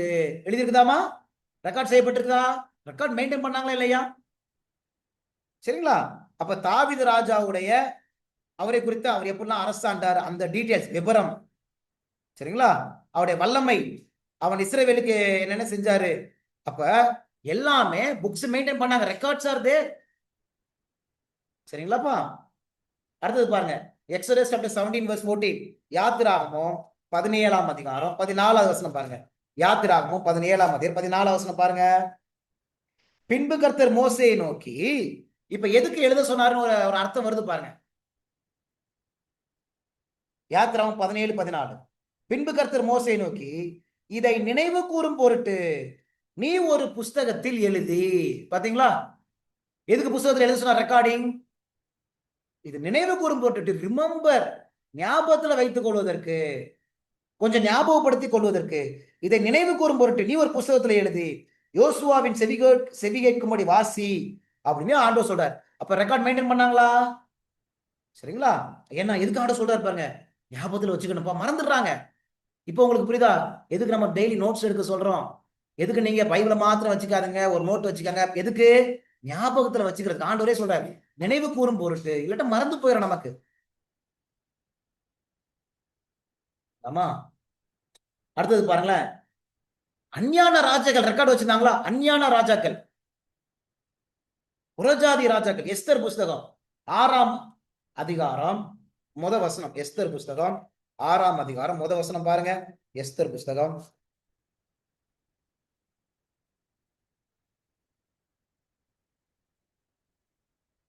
வாசிக்கலாமா? எஸ்தர் புஸ்தகம் 6ஆம் அதிகாரம் வசனம், 629வது பக்கம், 629. அந்த ராத்திரியிலே ராஜாவுக்கு நித்திரை வராதபடியினால் காலவர்த்தமானங்கள் எழுதியிருக்கிற நடபடி புஸ்தகத்தை கொண்டு வர சொன்னான். எத? கால வர்த்தமானங்கள் எழுதியிருக்கிற நடபடி புஸ்தகங்களை கொண்டு வர சொன்னான். அது ராஜ சமூகத்தில் வாசிக்கப்பட்டது. பாத்தீங்களா? யாருக்கு? எந்த ராஜா இது? அகாஸ்வேரு ராஜா. அகாஸ்வேரு ஒரு ராஜா ஆண்டு வர சமயத்துல அவருக்கு தூக்கம் வரல. அப்ப எந்தெந்த காலத்துல என்ன நடந்துச்சு அப்படின்னு சொல்லிட்டு புஸ்தகத்துல எழுதி வச்சிருக்கிறாங்க. அதை வந்து வாசிப்பா அப்படின்னு வாசிக்க சொல்றாங்க. என்ன நடந்துச்சு தெரியுமா? இந்த கதை உங்களுக்கு தெரியுமா? வாசிக்கும் போது யாரை குறித்து பேசப்பட்டுச்சு? மொர்தகாய். கேள்விப்பட்டிருக்கீங்களா? அந்த மொர்தகாய் செஞ்ச நல்ல காரியம், இந்த ராஜாவை எப்படி காப்பாத்தினாங்க, இந்த ராஜாவை எப்படி காப்பாத்தினாரு அப்படின்னு சொல்லிட்டு 2 பேர் ராஜாவை கொல்றதுக்கு திட்டம் போடுவாங்க. அதை மொர்தகாய் கேள்விப்பட்டு ராஜாட்ட சொல்லிடுவாங்க. அந்த காரியம் அந்த புஸ்தகத்துல எழுதப்பட்டுச்சு. பாத்தீங்களா? நல்ல காரியங்கள், ராஜாவை எப்படி காப்பாற்றினாங்க என்று ஒரு காரியம், யார் மூலமாய் காப்பாற்றப்பட்டாங்க, இது எல்லாமே அதுல எழுதப்பட்டுச்சு. பாருங்க 2வது வசனம். அப்பொழுது வாசல் காவலரில் ராஜாவின் 2 பிரதானிகளாகிய பிக்னதாவும் தேரேசும் ராஜாவாகிய அகஸ்வேருவின் மேல் கை போட பார்த்த செய்தியை மொர்தகாய் அறிவித்தான் என்று எழுதியிருக்கிறது வாசிக்கப்பட்டது. பாத்தீங்களா? 2 பேரும் ராஜாவை கொலை பண்றது திட்டம் போட்டிருக்கிறாங்க. அது வாசிக்கப்பட்டுச்சு. அப்ப அது மொர்தகாய் வந்து சொல்லிடுவார். சொன்ன ராஜா தப்பிச்சிருவார். அப்ப ரெக்கார்ட் மெயின்டைன் பண்ணாங்களா? புறஜாதிகள் ரெக்கார்டு அவங்க என்ன செய்யறாங்க? அவங்க மெயின்டைன் பண்ணாங்க. எதுக்கு மெயின்டைன் பண்ணாங்களா? 3ஆம் வசனம் பாருங்க. அப்பொழுது ராஜா இதற்காக மொர்தகாய்க்கு கனமும் மேன்மையும் செய்யப்பட்டதா என்று கேட்டான். எதுக்கு? ரெக்கார்டா, ரிவார்டு கொடுக்க. புரிஞ்சுக்க முடியுதா? அதுல வருது பாத்தீங்களா 3ஆம் வசனத்துல. மொர்தகாய்க்கு ஏதாவது கனம் கொடுத்தாங்களா? கனம் பண்ணாங்களா? ஹானர் பண்ணாங்களா? மேன்மை. அப்ப இப்ப உங்களுக்கு புரியுதா ஆண்டவர் எதுக்கு ரெக்கார்ட் பண்றாரு? புரியுதா? எதுக்கு? ரிவார்டு கொடுப்பதற்கு.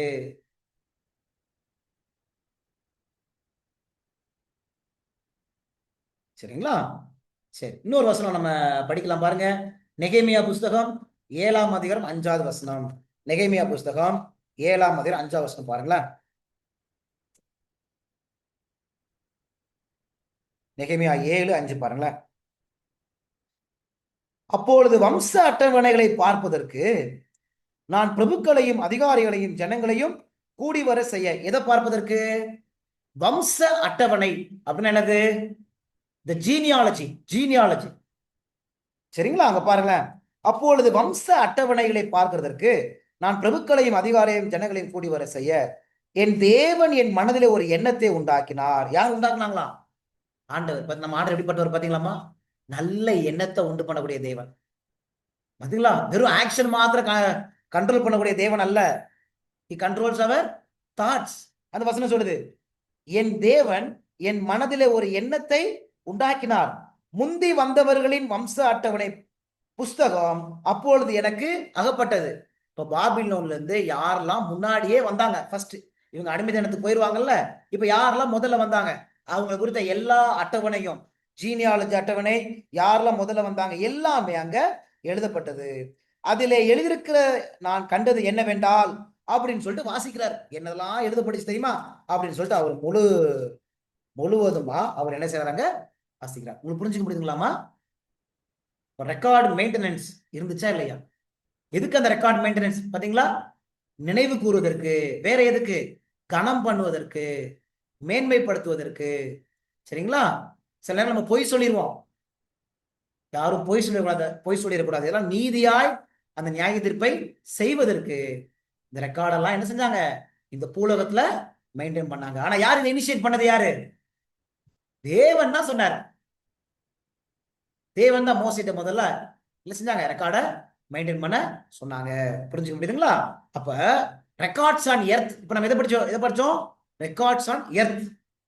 சரி, இப்ப நம்ம பாயிண்ட் நம்பர் 4 என்னப்பா? பாயிண்ட் நம்பர் 1 என்ன படிச்சோம்?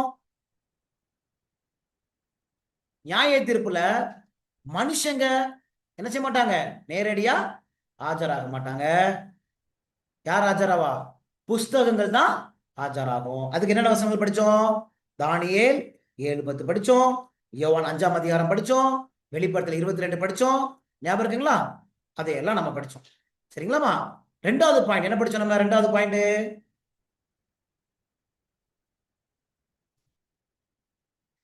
யாருக்கு இந்த ரெக்கார்டு? அப்படிதானப்பா? Records for whom? என்னப்பா? அது தேவனுக்கு கிடையாது, ஆண்டவருக்கு அந்த ரெக்கார்டு கிடையாது. ஆண்டவர் எல்லாமே அறிஞ்சவர், அவருக்கு இந்த ரெக்கார்டு கிடையாது. அப்ப யாருக்கு தான் ரெக்கார்டு? 3 குரூப்புக்கு சொன்னேன். உலகத்துக்கும், உலகத்தில் வரக்கூடிய மனிதர்களுக்கும், தூதர்களுக்கும், இன்னொரு கூட்டம் யாருமா? இன்னொரு கூட்டம், மூணாவது கூட்டம் யாரு? மனுஷன். அந்த மனுஷர் யாரு? அன்ஃபாலன் பீயிங்ஸ், உலகங்களை உண்டாக்கினான்னு படிச்சோம்ல, அவங்களுக்கு. சரிங்களாமா? மூணாவது ரெக்கார்ட்ஸ் ஆன் எர்த். இந்த பூமியில ரெக்கார்ட்ஸ் இருந்துச்சா? இருந்துச்சு. சரிங்களா? அது எதுக்கெல்லாம் அந்த ரெக்கார்ட்ஸ் இருந்துச்சு? ஞாபகத்துல வைத்துக் கொள்வதற்கு. சரிங்களா? ஒரு நபர் கணம் பண்ணுவதற்கு, மேன்மைப்படுத்துவதற்காக ரெக்கார்ட் ஆண்டவர் வைத்திருந்தாங்க. சரிங்களாப்பா? சரி, இப்ப 4வது பாயிண்ட் போயிருவோமா? 4வது பாயிண்ட் எவ்வளவு அழகா ஆண்டவர் சொல்லி கொடுக்கிறாரு பாருங்க. 4வது point, books in the judgement. Books in the judgement. என்னென்ன புக்ஸ், நியாய தீர்ப்புல என்னென்ன புக்ஸ் எல்லாம் வரும் என்பதை கொஞ்சம் நம்ம பார்த்துடலாம். வசனம் நம்ம எங்க படிச்சோம் அப்படின்னா, ரெவலேஷன் சாப்டர் 20ல verse 12ல ஒன்னு படிச்சோம் பாருங்க. ரெவலேஷன் 20 verse 12ல ஒரு 4 புஸ்தகம். ரெவலேஷன் 20 verse 12 பாருங்க.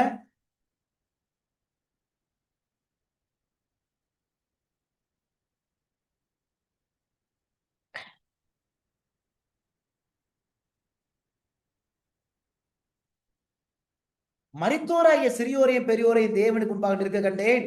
அப்பொழுது புஸ்தகங்கள் திறக்கப்பட்டன, ஜீவ புஸ்தகம் என்னும் வேறொரு புஸ்தகமும் திறக்கப்பட்டுச்சு. என்னமா? என்ன புஸ்தகம் திறக்கப்பட்டுச்சு? ஜீவ புஸ்தகம் ஒண்ணு கிடைச்சிருச்சா? அப்ப பரலோகத்துல என்ன ரெக்கார்டு இங்க மெயின்டைன் ஆகுது? ஜீவ புஸ்தகம் என்ன செய்தாங்க, மெயின்டைன் ஆகுது. நம்ம படிக்க போறோம் இன்னைக்கு. நம்ம ஜீவ புஸ்தகத்தை தான் கொஞ்சம் படிக்க போறோம், மத்த புஸ்தகத்தை படிக்க நேரம் இல்லை. சரி, ஜீவ புஸ்தகம் அடுத்தது நான் என்னென்ன புஸ்தகம்னு சொல்லிடுறேன். சரிங்களா? புக்ஸ் இன் த ஜட்ஜ்மெண்ட் என்னென்ன புஸ்தகம்? அடுத்தது 2வது புஸ்தகம். 2வது புஸ்தகம் என்ன? புக் ஆஃப் ரிமெம்பரன்ஸ், ஞாபக புஸ்தகம். ஞாபக புஸ்தகம் மல்கியா புஸ்தகம். மல்கியா புஸ்தகம் 3ஆம் அதிகாரம் 16வது வசனம்.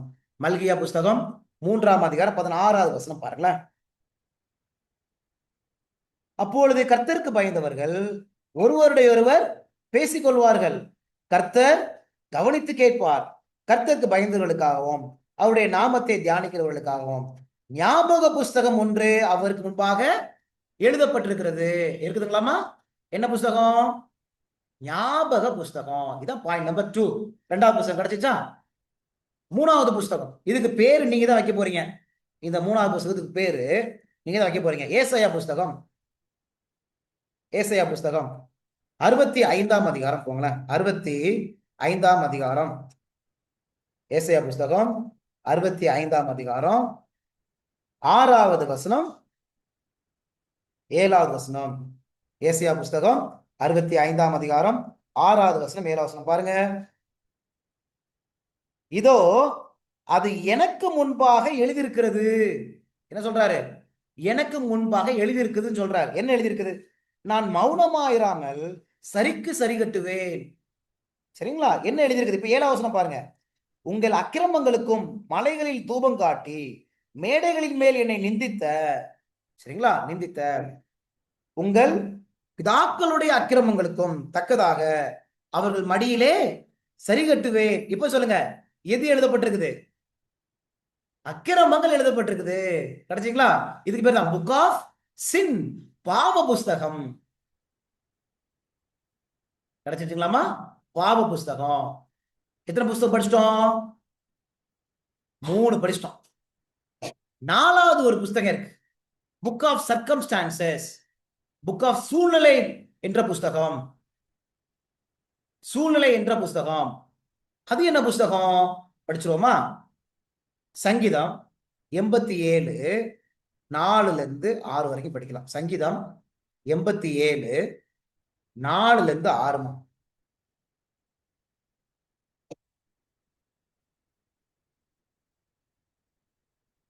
சங்கீதம் 84ல இருந்து 6 பாருங்க.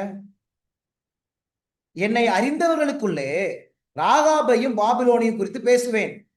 இதோ பெலிஸ்தியரிலும் தீரியரிலும் எத்தியோப்பியரிலும் கூட இன்னான் அங்கே பிறந்தான் என்றும், சீயோனை குறித்து இன்னான் இன்னான் அதிலே பிறந்தான் என்றும் சொல்லப்படும்.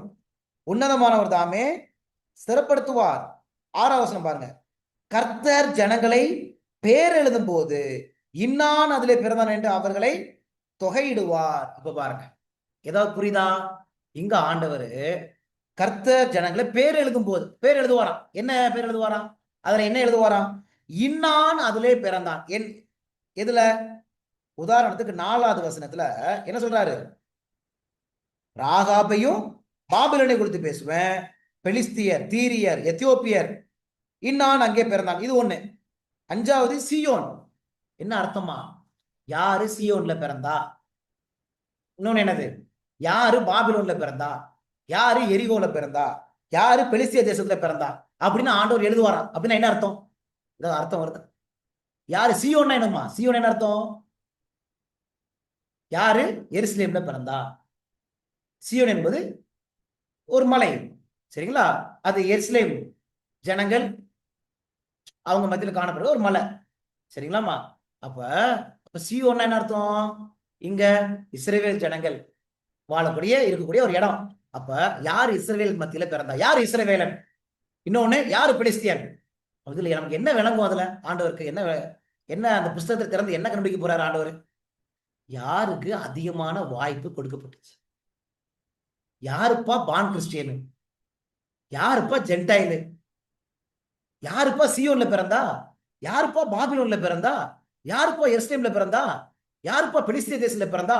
அப்ப யாருக்கு அதிகமான பிரிவிலேஜஸ் ஸ்லாக்கியம், யாருக்கு அதிகமான வெளிச்சம், அதிகமான சத்தியங்கள் யாருக்கு கொடுக்கப்பட்டிருக்குது? உங்களுக்கு புரிஞ்சுக்க முடியுதுங்களா? பிரிவிலேஜஸ், ட்ரூத் யாருக்கு அதிகமா கொடுக்க? இது எல்லாமே எந்த புத்தகத்துல இருக்குது? The book of circumstances. உங்களுக்கு புரிஞ்சுக்க முடியுதுங்களா? இது எல்லாம் ஆண்டவர் என்ன செஞ்சிருப்பாரு? பதிவு செஞ்சிருப்பாரு. இந்த புஸ்தகங்கள் எல்லாமே என்ன செய்யப்படும்? திறக்கப்படும். அதனாலதாம்மா அந்த தானியேல் 7ஆம் அதிகாரம் 10ஆம் வசனத்துல புஸ்தகம் திறக்கப்படும் சொல்லிச்சா, புஸ்தகங்கள் சொல்லிச்சா? தானியேல் 7:10 புஸ்தகம் சொல்லிச்சா, புஸ்தகங்கள் சொல்லிச்சா? புஸ்தகங்கள் திறக்கப்பட்டுச்சு. அப்படித்தானமா? அப்ப ஒரு புஸ்தகம் கிடையாது, வெறும் ஜீவ புஸ்தகம் மாத்திரம் இல்ல, புஸ்தகங்கள். அப்ப மற்ற புஸ்தகங்கள்லாம் என்ன? அப்ப என்னென்ன புஸ்தகங்கள்? அப்ப book of life, book of remembrance, book of sin, அதுக்கப்புறம் என்ன படிக்கிறோம் நம்ம? புக் ஆஃப் சர்க்கம் சூழ்நிலை என்ற புஸ்தகம், சூழ்நிலைகளை குறித்து பேசக்கூடிய சூழ்நிலைகளை குறித்த புஸ்தகம். சரிங்களா? வேற ஏதாவது புஸ்தகம் இருக்கா? இது நியாய தீர்ப்புல ஆண்டவர் திறக்கக்கூடிய புஸ்தகம். இதை விட்டுட்டு வேற ஏதாவது புஸ்தகம் இருக்கா? பரலோகம் ரெக்கார்ட் பண்ணி வைக்குதா? இதை விட்டுட்டு இன்னொரு புஸ்தகம் ஒண்ணு இருக்குது. சரிங்களா? சங்கீதம் 139. இது பாருங்க, அது என்ன புஸ்தகம் உங்களுக்கு சொல்றேன். சங்கீதம் 139 15 16. 139 15 16 பாருங்க.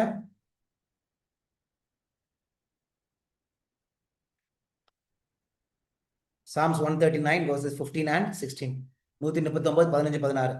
நான் ஒளிப்பிடத்திலே உண்டாக்கப்பட்டு பூமியின் தாழ்விடங்களே விசித்திர வினோதமாய் உருவாக்கப்பட்ட போது என் எலும்புகள் உமக்கு மறைவாய் இருக்கவில்லை. என் கருவை உம்முடைய கண்கள் கண்டது. என் அவயங்களில் ஒன்றாகிலும் இல்லாத போதே அவைகள் அனைத்தும் அவைகள் உருவேறுபடும் நாட்களும் உமது புஸ்தகத்தில் எழுதியிருந்தது. பாத்தீங்களாமா? எதெல்லாம் எழுதப்பட்டுச்சு? என் கருவை உங்களுடைய கண்கள் கண்டுச்சுப்பா. என் அவயங்களில் ஒன்றாகிலும் இல்லாத போதே அவைகள் அனைத்தும் அவைகள் உருவேற்படும் நாட்களும் எல்லாமே உங்க புஸ்தகத்துல எழுதப்பட்டு இருந்துச்சு. சரிங்களா? சரிங்களாமா? இது ஒரு புஸ்தகம். இது எதை குறித்து எழுதப்பட்டிருக்கு? இந்த புஸ்தகம் என்னுடைய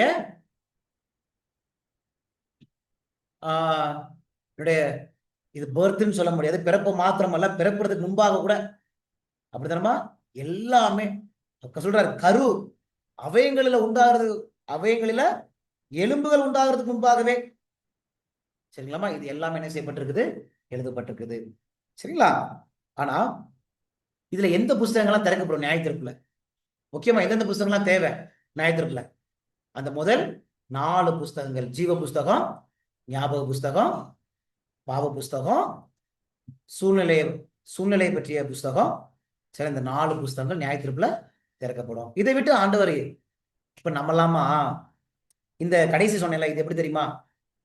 சில பெற்றோர்கள் நீங்க படிச்சு பார்த்துருக்கீங்களா? அவங்க பிரெக்னென்ட் ஆயிட்டாங்க அப்படின்னா ஸ்கேன் எடுப்பாங்க.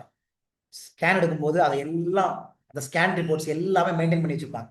ஃப்ரம் த பிகினிங், கரு உள்ள வந்த உடனே எல்லாத்தையும் அவங்க மெயின்டைன் பண்ணுவாங்க. பார்த்துருக்கீங்களா? எல்லாமே டாக்குமெண்ட்ஸ் இருக்கும். எப்பெல்லாம் ஸ்கேனுக்கு 3 months 5th month எப்பெல்லாம் ஸ்கேனுக்கு போறாங்களோ எல்லாமே டாக்குமெண்ட் பண்ணி வச்சிருப்பாங்க. ஏன்? ஒவ்வொரு அசைவுகளும், என்னோட பிள்ளையுடைய ஒவ்வொரு அசைவுகளும் எனக்கு தெரியணும். பாத்தீங்களா? நம்ம ஆண்டவர் எவ்வளவு பெரிய அன்புள்ள ஆண்டவர். பாத்தீங்களா? ஒவ்வொன்னையும் வாட்ச் பண்றாரு. ஒவ்வொரு கரு எல்லாத்தையும் ஆண்டவர் என்ன செய்றாங்க? வாட்ச் பண்றாங்க. நீங்க அதுக்கு அந்த புத்தகத்துக்கு என்ன பேர் கொடுக்கணும் கொடுத்துக்கலாம். சரிங்களா? எப்படியெல்லாம் புக் ஆஃப் கேர், எவ்வளவு அக்கறை உள்ள தேவனாக இருக்கிறார். சரிங்களா? புக் ஆஃப் பாடி பார்ட்ஸ், ஒண்ணு கூட ஆண்டவர் அங்க எழுதி வச்சிருக்காரு. நீங்களே அதுக்கு என்ன பேர் கொடுக்க முடியுமோ நீங்க பாத்துக்கலாம். சரிங்களா? ஆனா ஒரு புஸ்தகம் ஒண்ணு இருக்குது. ஆண்டவர் என்ன செய்யறாங்க? எழுதி இருந்தது அப்படின்னு சொல்றாரு. 9 புஸ்தகத்துல எழுதி இருந்துச்சு. அப்ப எழுதி இருக்கிறார். சரிங்களாமா? இதை எல்லாமே ஆண்டவர் எழுதி வச்சிருக்கிறாரு. சரி, இப்ப நம்ம கொஞ்ச நேரம் எதை பார்க்க போறோம் அப்படின்னா, இந்த ஜீவ புஸ்தகத்தை பார்க்க போறோம். First book. சரிங்களா? என்ன புஸ்தகம் பார்க்க போறோம்? இந்த ஜீவ புஸ்தகத்தை பார்க்க போறோம். பாயிண்ட் நம்பர் 1, ஜீவ புஸ்தகம் ஒண்ணு இருக்குதா இல்லையா? நம்ம படிச்சோம். எந்த வசனம் படிச்சோம்? வெளிப்படுத்தல் 20வது அதிகாரத்துல எத்தனை வசனம் படிச்சோம்? நம்ம 11வது வசனம் படிச்சோம். அப்படிதானப்பா? நீங்க எழுதிக்கங்க, புக் ஆஃப் லைஃப் மட்டும் பிராக்கெட்ல எழுதிக்கங்க. வெளிப்படுத்தல்ல 20வது, ஏன்னா எந்த வசனம் பேசுது? வெளிப்படுத்தல் 20 12வது வசனம், verse 12, 12வது வசனம். அப்படிதானமா? புக் ஆஃப் லைஃப் குறித்து பேசுது. அது மாத்திரம் இல்ல, 15வது வசனம் பேசுது பாருங்க. வெளிப்படுத்தல் 20ஆம் அதிகாரம் 15 பாருங்க. ஜீவ புஸ்தகத்தில் எழுதப்பட்டவைகளாய், அங்க இருக்கு பாத்தீங்களா? அந்த 15வது வசனம் என்ன செய்கிறது? அங்க பேசுகிறது. சரிங்களா? வெளிப்படுத்தல் புஸ்தகத்துல எத்தனை இடத்துல வந்திருக்கு தெரியுமா? வெளிப்படுத்தல் 3ஆம் அதிகாரம் 5வது வசனம் பாருங்க. அங்கேயே வந்திருக்கு பாருங்க. வெளிப்படுத்தல் 3ஆம் அதிகாரம் 5வது வசனம் பாருங்க. ஜெயம் கொள்கிறவனோ அவனுக்கு வெண்வஸ்திரம் தரிக்கப்படும், ஜீவ புஸ்தகத்துல இருந்து அவனுடைய நாமத்தினால் கிறுக்கி போடாமல். அங்க ஜீவ புஸ்தகம் வருதா? ரெவலேஷன் சாப்டர் 3 verse 5 வருதாமா? Revelation 3 verse 5. அங்கேயும் ஜீவ புஸ்தகம் வருது பாத்தீங்களா, வெளிப்படுத்தலையே. தானியல் புஸ்தகத்துல ஜீவ புஸ்தகம் வருதா? தானியல் புஸ்தகத்துல ஜீவ புஸ்தகம் வெளிப்படுத்தல இன்னும் 2 இடத்துல வருமா? இன்னும் 2 இடத்துல. தானியல் போக முன்னாடி பாருங்க, வெளிப்படுத்தல் 17ஆம் அதிகாரம் 8ஆம் வசனம் பாருங்க. வெளிப்படுத்தல் 17ஆம் 8ஆம் வசனம். நீ கண்ட மிருகம் முன்னே இருந்தது, இப்பொழுது இல்லை. Revelation 13 verse 8. அது பாதாளத்திலிருந்து ஏறி வந்து நாசம் அடைய போகிறது. உலக தோற்றம் முதல் ஜீவ புஸ்தகத்தில் பேர் எழுதப்பட்டிராத இருக்குதாமா? அங்க என்ன வருது? ஜீவ புஸ்தகம் வருதா? Book of life. Revelation 13 verse 8. வெளிப்படுத்தல் 18ஆம் அதிகாரம் 17ஆம் அதிகாரம் 8ஆம் வசனம். 17ஆம் 8ஆம் வசனம். அதுக்கப்புறம் பாருங்க, ரெவலேஷன் சாப்டர் 13 வெளிப்படுத்தல் 13 8ஆம் வசனம் பாருங்க. Revelation 13 verse 8. வெளிப்படுத்தல் 13ஆம் அதிகாரம் 8ஆம் வசனம் பாருங்க, அங்கே வருது பாருங்க.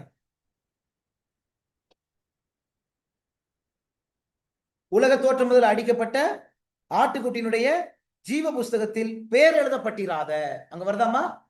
இப்ப எத்தனை இடம் வந்துருச்சு? அப்ப வெளிப்படுத்தல் 20ல நான் வெறும் வெளிப்படுத்தல மாத்திரம் சொல்றேன். வெளிப்படுத்தல் 20ல 12வது வசனம், 15வது வசனம், அதுக்கப்புறம் வெளிப்படுத்தல் 3ஆம் அதிகாரத்துல 5வது வசனம், அதுக்கப்புறம் வெளிப்படுத்தல் 17வது அதிகாரத்துல 8வது வசனம், அதுக்கப்புறம் வெளிப்படுத்தல் 13ஆம் அதிகாரத்துல 8வது வசனம். 17 8 13 8. சரிங்களா? 5 பேரும் வந்துருச்சா?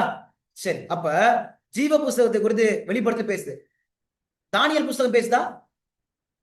ஜீவ புஸ்தகத்தை குறித்து தானியல் புஸ்தகம் பேசுதா? வெளிப்படுத்தல் தானியல் புஸ்தகம் போங்க, எல்லாரும் தானியல் புஸ்தகம் போங்க. 12ஆம் அதிகாரம் போங்க. தானியல் புஸ்தகம் 12ஆம் அதிகாரம்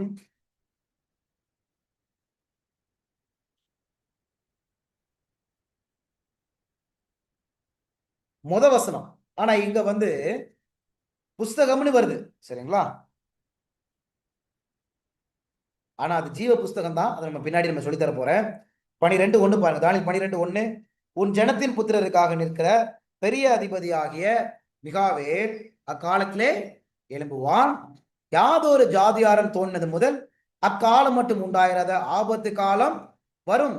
அக்காலத்திலே புஸ்தகத்தில் எழுதியிருக்கிறவர்களாக காணப்படுகிற புஸ்தகங்கள் வருது இல்லம்மா, இந்த புஸ்தகம் வந்து புக் ஆஃப் லைஃப் நம்ம படிக்க போறோம். நான் சொல்லித்தரேன், சரிங்களா? புக் ஆஃப் லைஃப் ஜீவ புஸ்தகம், சரிங்களா? சரி, அப்ப வெளிப்படுத்தலையும்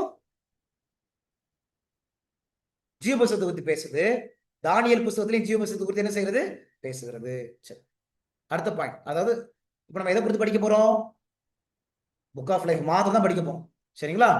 சரி, என்ன எழுதியிருக்குது புக் ஆஃப் லைஃப்ல? What is written in the book of life? First point என்ன படிச்சோம் புக் ஆஃப் லைஃப்ல?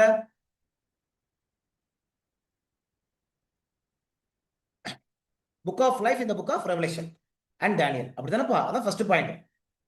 வெளிப்படுத்தலையும் தானியல்லையும் ஜீவ புஸ்தகம், அதை நம்ம படிச்சோம். Book of life in the book of தானியல் அண்ட் ரெவலேஷன். என்னப்பா செகண்ட் பாயிண்ட்?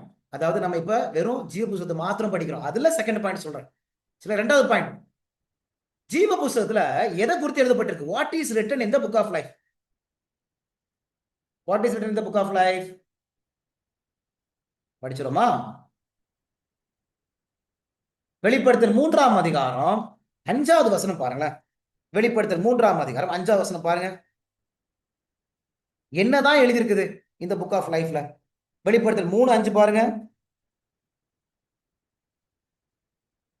நீங்க என்ன நினைக்கிறீங்க? என்னதான் எழுதியிருக்குது?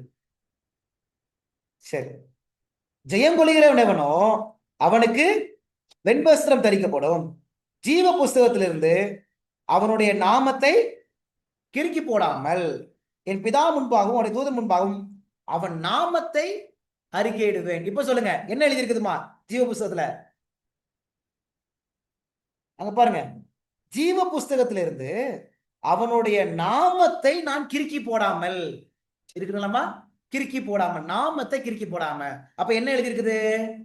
நாமம், நேம். அது மாத்திரம் ஆண்டவர் சொல்றாரு, நான் கிறுக்கி போடாம என் பிதா முன்பாகவும் உடைய தூதன் முன்பாகவும் அவன் நாமத்தை அறிக்கையிடுவேன். பாத்தீங்களா?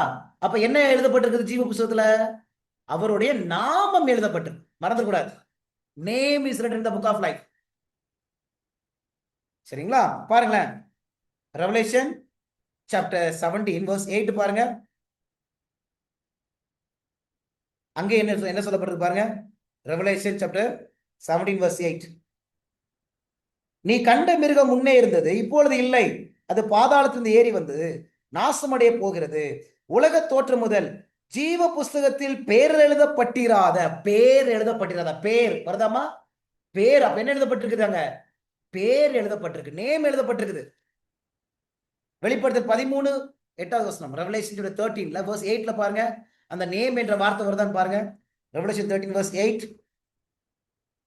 உலக தோற்றம் முதல் அடிக்கப்பட்ட ஆட்டுக்குட்டியினுடைய ஜீவ புஸ்தகத்தில் பேர் எழுதப்பட்டிராத, வருதாமா?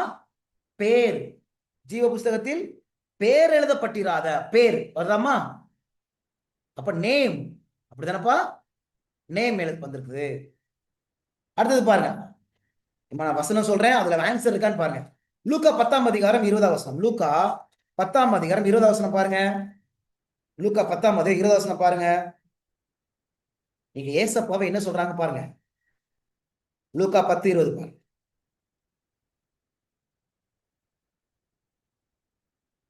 ஆகிலும் ஆவிகள் உங்களுக்கு கீழ்ப்படுகிறதற்காக நீங்கள் சந்தோஷப்படாமல் உங்கள் நாமங்கள் பரலோகத்தில் எழுதியிருக்கிறதற்காக சந்தோஷப்படுங்கள். இருக்குதுங்களாமா?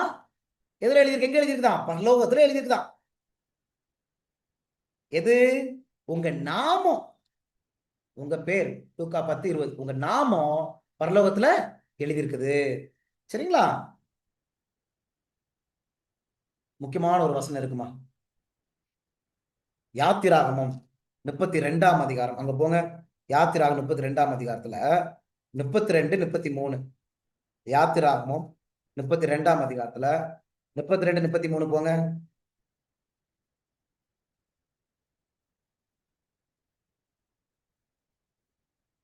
எக்ஸடஸ் 32 32 33. ஆகிலும் தேவரீர் அவர்கள் பாவத்தை மன்னித்தருளுவீரானால் மன்னித்தரலும், இல்லாவிட்டால் நீர் எழுதின உம்முடைய புஸ்தகத்திலிருந்து என் பெயரை கிறுக்கி போடும். அப்பொழுது கர்த்தர் மோசேயை நோக்கி, எனக்கு விரோதமாய் பாவம் செய்தவனோ அவன் பெயரை என் புஸ்தகத்திலிருந்து கிறுக்கி போடுவேன். சரிங்களாமா? அப்ப என்ன சொல்ற, என்ன எழுதியிருக்காரு? உம்முடைய புஸ்தகத்திலிருந்து என் பெயரை கிறுக்கி போடும். என் பேர் இருக்குதாமா? என் பெயரை கிறுக்கி போடும். அவன் பெயரை என் புஸ்தகத்திலிருந்து நான் என்ன செய்வேன்? கிறுக்கி போடுவேன். சரிங்களா? அப்ப என்ன எழுதப்பட்டிருக்குது? அந்த பேரு எழுதப்பட்டிருக்குது. சரிங்களாப்பா? சரி, எத்தனை பாயிண்ட் இது? Second point. சரிங்களாமா? அப்ப ஜீவ புஸ்தகத்துல என்ன எழுதப்பட்டிருக்குது? பேரு எழுதப்பட்டிருக்கு. சரி, மூணாவது பாயிண்ட். யாரு அந்த பேரை எழுதுறது? யார்? ஜீவ புஸ்தகத்துல அந்த பேரை எழுதுறது யார்? Who writes in the book of life? யார் அந்த பேர் எழுதுறது? Who writes in the book of life? சரிங்களாப்பா? நீங்க நினைக்கிறீங்க? சரி, யாத்திராகமம் இப்ப நம்ம படிச்சோம், அதுலயே ஆன்சர் இருக்குமா? எனக்கே ரொம்ப நாள் அந்த வார்த்தை கேட்சே ஆகல. ஆண்டவர் தான் ஒரு முறை அப்படியே இம்ப்ரெஸ் பண்ணாங்க. யாத்திராகமம் 32ல நம்ம அடிக்கடி இதை படிச்சிருப்போம், ஆனா இதை மிஸ் பண்ணிருப்போம். ஏன்னா யாரும் இதை சொல்றது இல்லை. யாத்திரம் 32 ஆகிலும் தேவரீர் அவர்கள் பாவத்தை மன்னித்தருளுவீரானால் மன்னித்தருளும், இல்லாவிட்டால் நீர் எழுதின உம்முடைய புஸ்தகத்திலிருந்து என் பெயரை கிறுக்கி போடும். என்ன சொல்றாரு? நீர் எழுதின. பாத்தீங்களா? அப்ப யார் எழுதுறா? நம்ம ஆண்டவர் எதுவதான் எழுதினாருன்னு கேட்டா நம்ம என்னெல்லாம் சொல்லுவோம்? 10 பிரமாணத்தை தான் அவர் எழுதினாரு. உண்மைதான். ஜீவ புஸ்தகத்துல யார் எழுதுறா பேரை? ஆண்டவர் நினைச்சாங்க எழுதுறாங்க. Next point.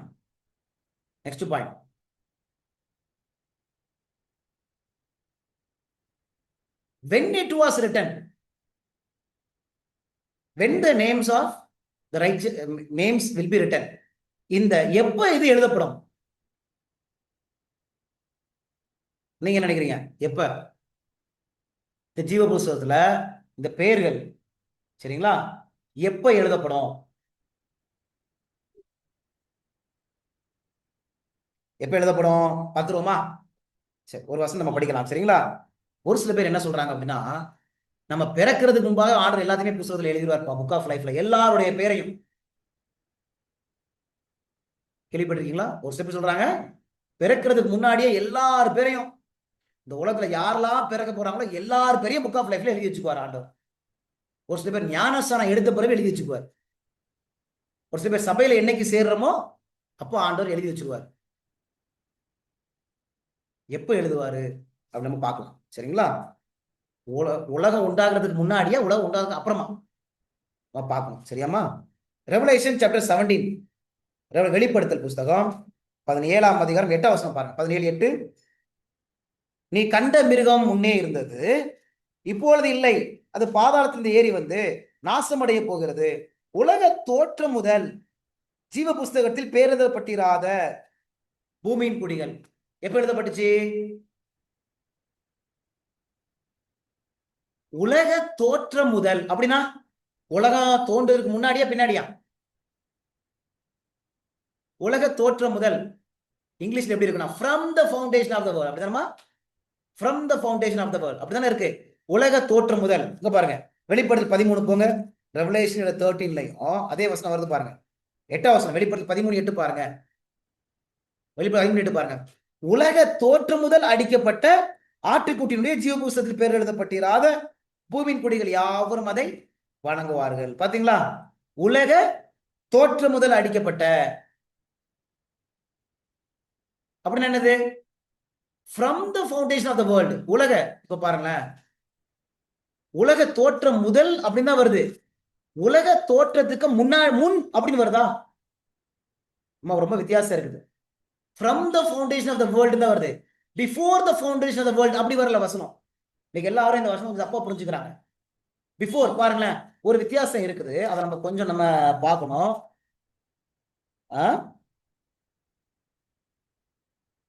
பிஃபோர்னு சொல்லப்படல. பாருங்க, ஒரு சில வசனத்தை நம்ம வாசிக்கிறோம் பாருங்களேன். மத்தேயு 19ஆம் அதிகாரம் 8வது வசனம் பாருங்க.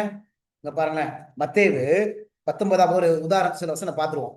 மத்தேயு 19:8.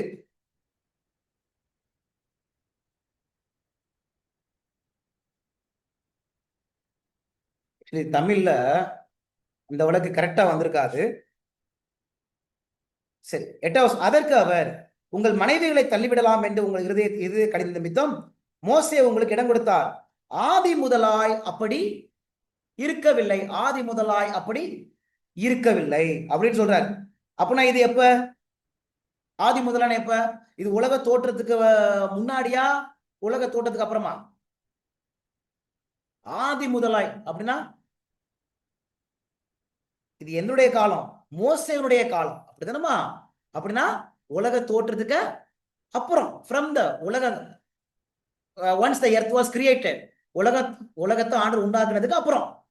இந்த வசனம் பாருங்க, ஒரு வித்தியாசம் ஒண்ணு இருக்குது பாருங்களேன். இப்ப யோவான் 17:24 போங்களேன். இங்கதான் ஒரு டைரக்டான ஒரு வசனம். யோவான் 17:24 போங்க. முக்கியமான ஒரு வசனம் இங்க கரெக்டா வரும் பாருங்களேன். பிஃபோர் த ஃபவுண்டேஷன் வருதான் பாருங்க. ரெண்டுக்கு வித்தியாசம் இருக்குதான் பாருங்க. யோவான் 17:24 பாருங்க. பிதாவே, எல்லாரும் எடுத்துட்டீங்களா? John chapter 17:24. பிதாவே, உலக தோற்றத்துக்கு முன் நீர் என்னில் அன்பா இருந்தபடியினால். இருக்குதாமா? அப்படின்னு என்ன அர்த்தம்? உலக தோற்றத்துக்கு முன் நீர் என்னில் அன்பா இருந்த. இது எப்ப? Before the foundation. உங்களுக்கு புரியுது வித்தியாசம்? புரியுதா? ஃப்ரம் த ஃபவுண்டேஷனுக்கும் பிஃபோர் த ஃபவுண்டேஷன் வித்தியாசம் புரியுதா? அப்ப ஏசப்பா சொல்றாரு, உலகம் உண்டாக்குறதுக்கு முன்னாடியே நீங்க என்னில் அன்பா இருந்தீங்க அப்படின்னு என்ன அர்த்தம்? இது எப்ப நடக்குது? இந்த சம்பவம் 24 எப்ப வருது? உலகத்தை ஆண்டவர் உண்டாக்குறதுக்கு முன்னாடியே. சரிங்களா? சரி, இப்ப நம்ம இதை எப்படி புரிஞ்சுக்கிறது? Before the foundation of the world அப்படின்னா என்ன அர்த்தம்? Before Genesis.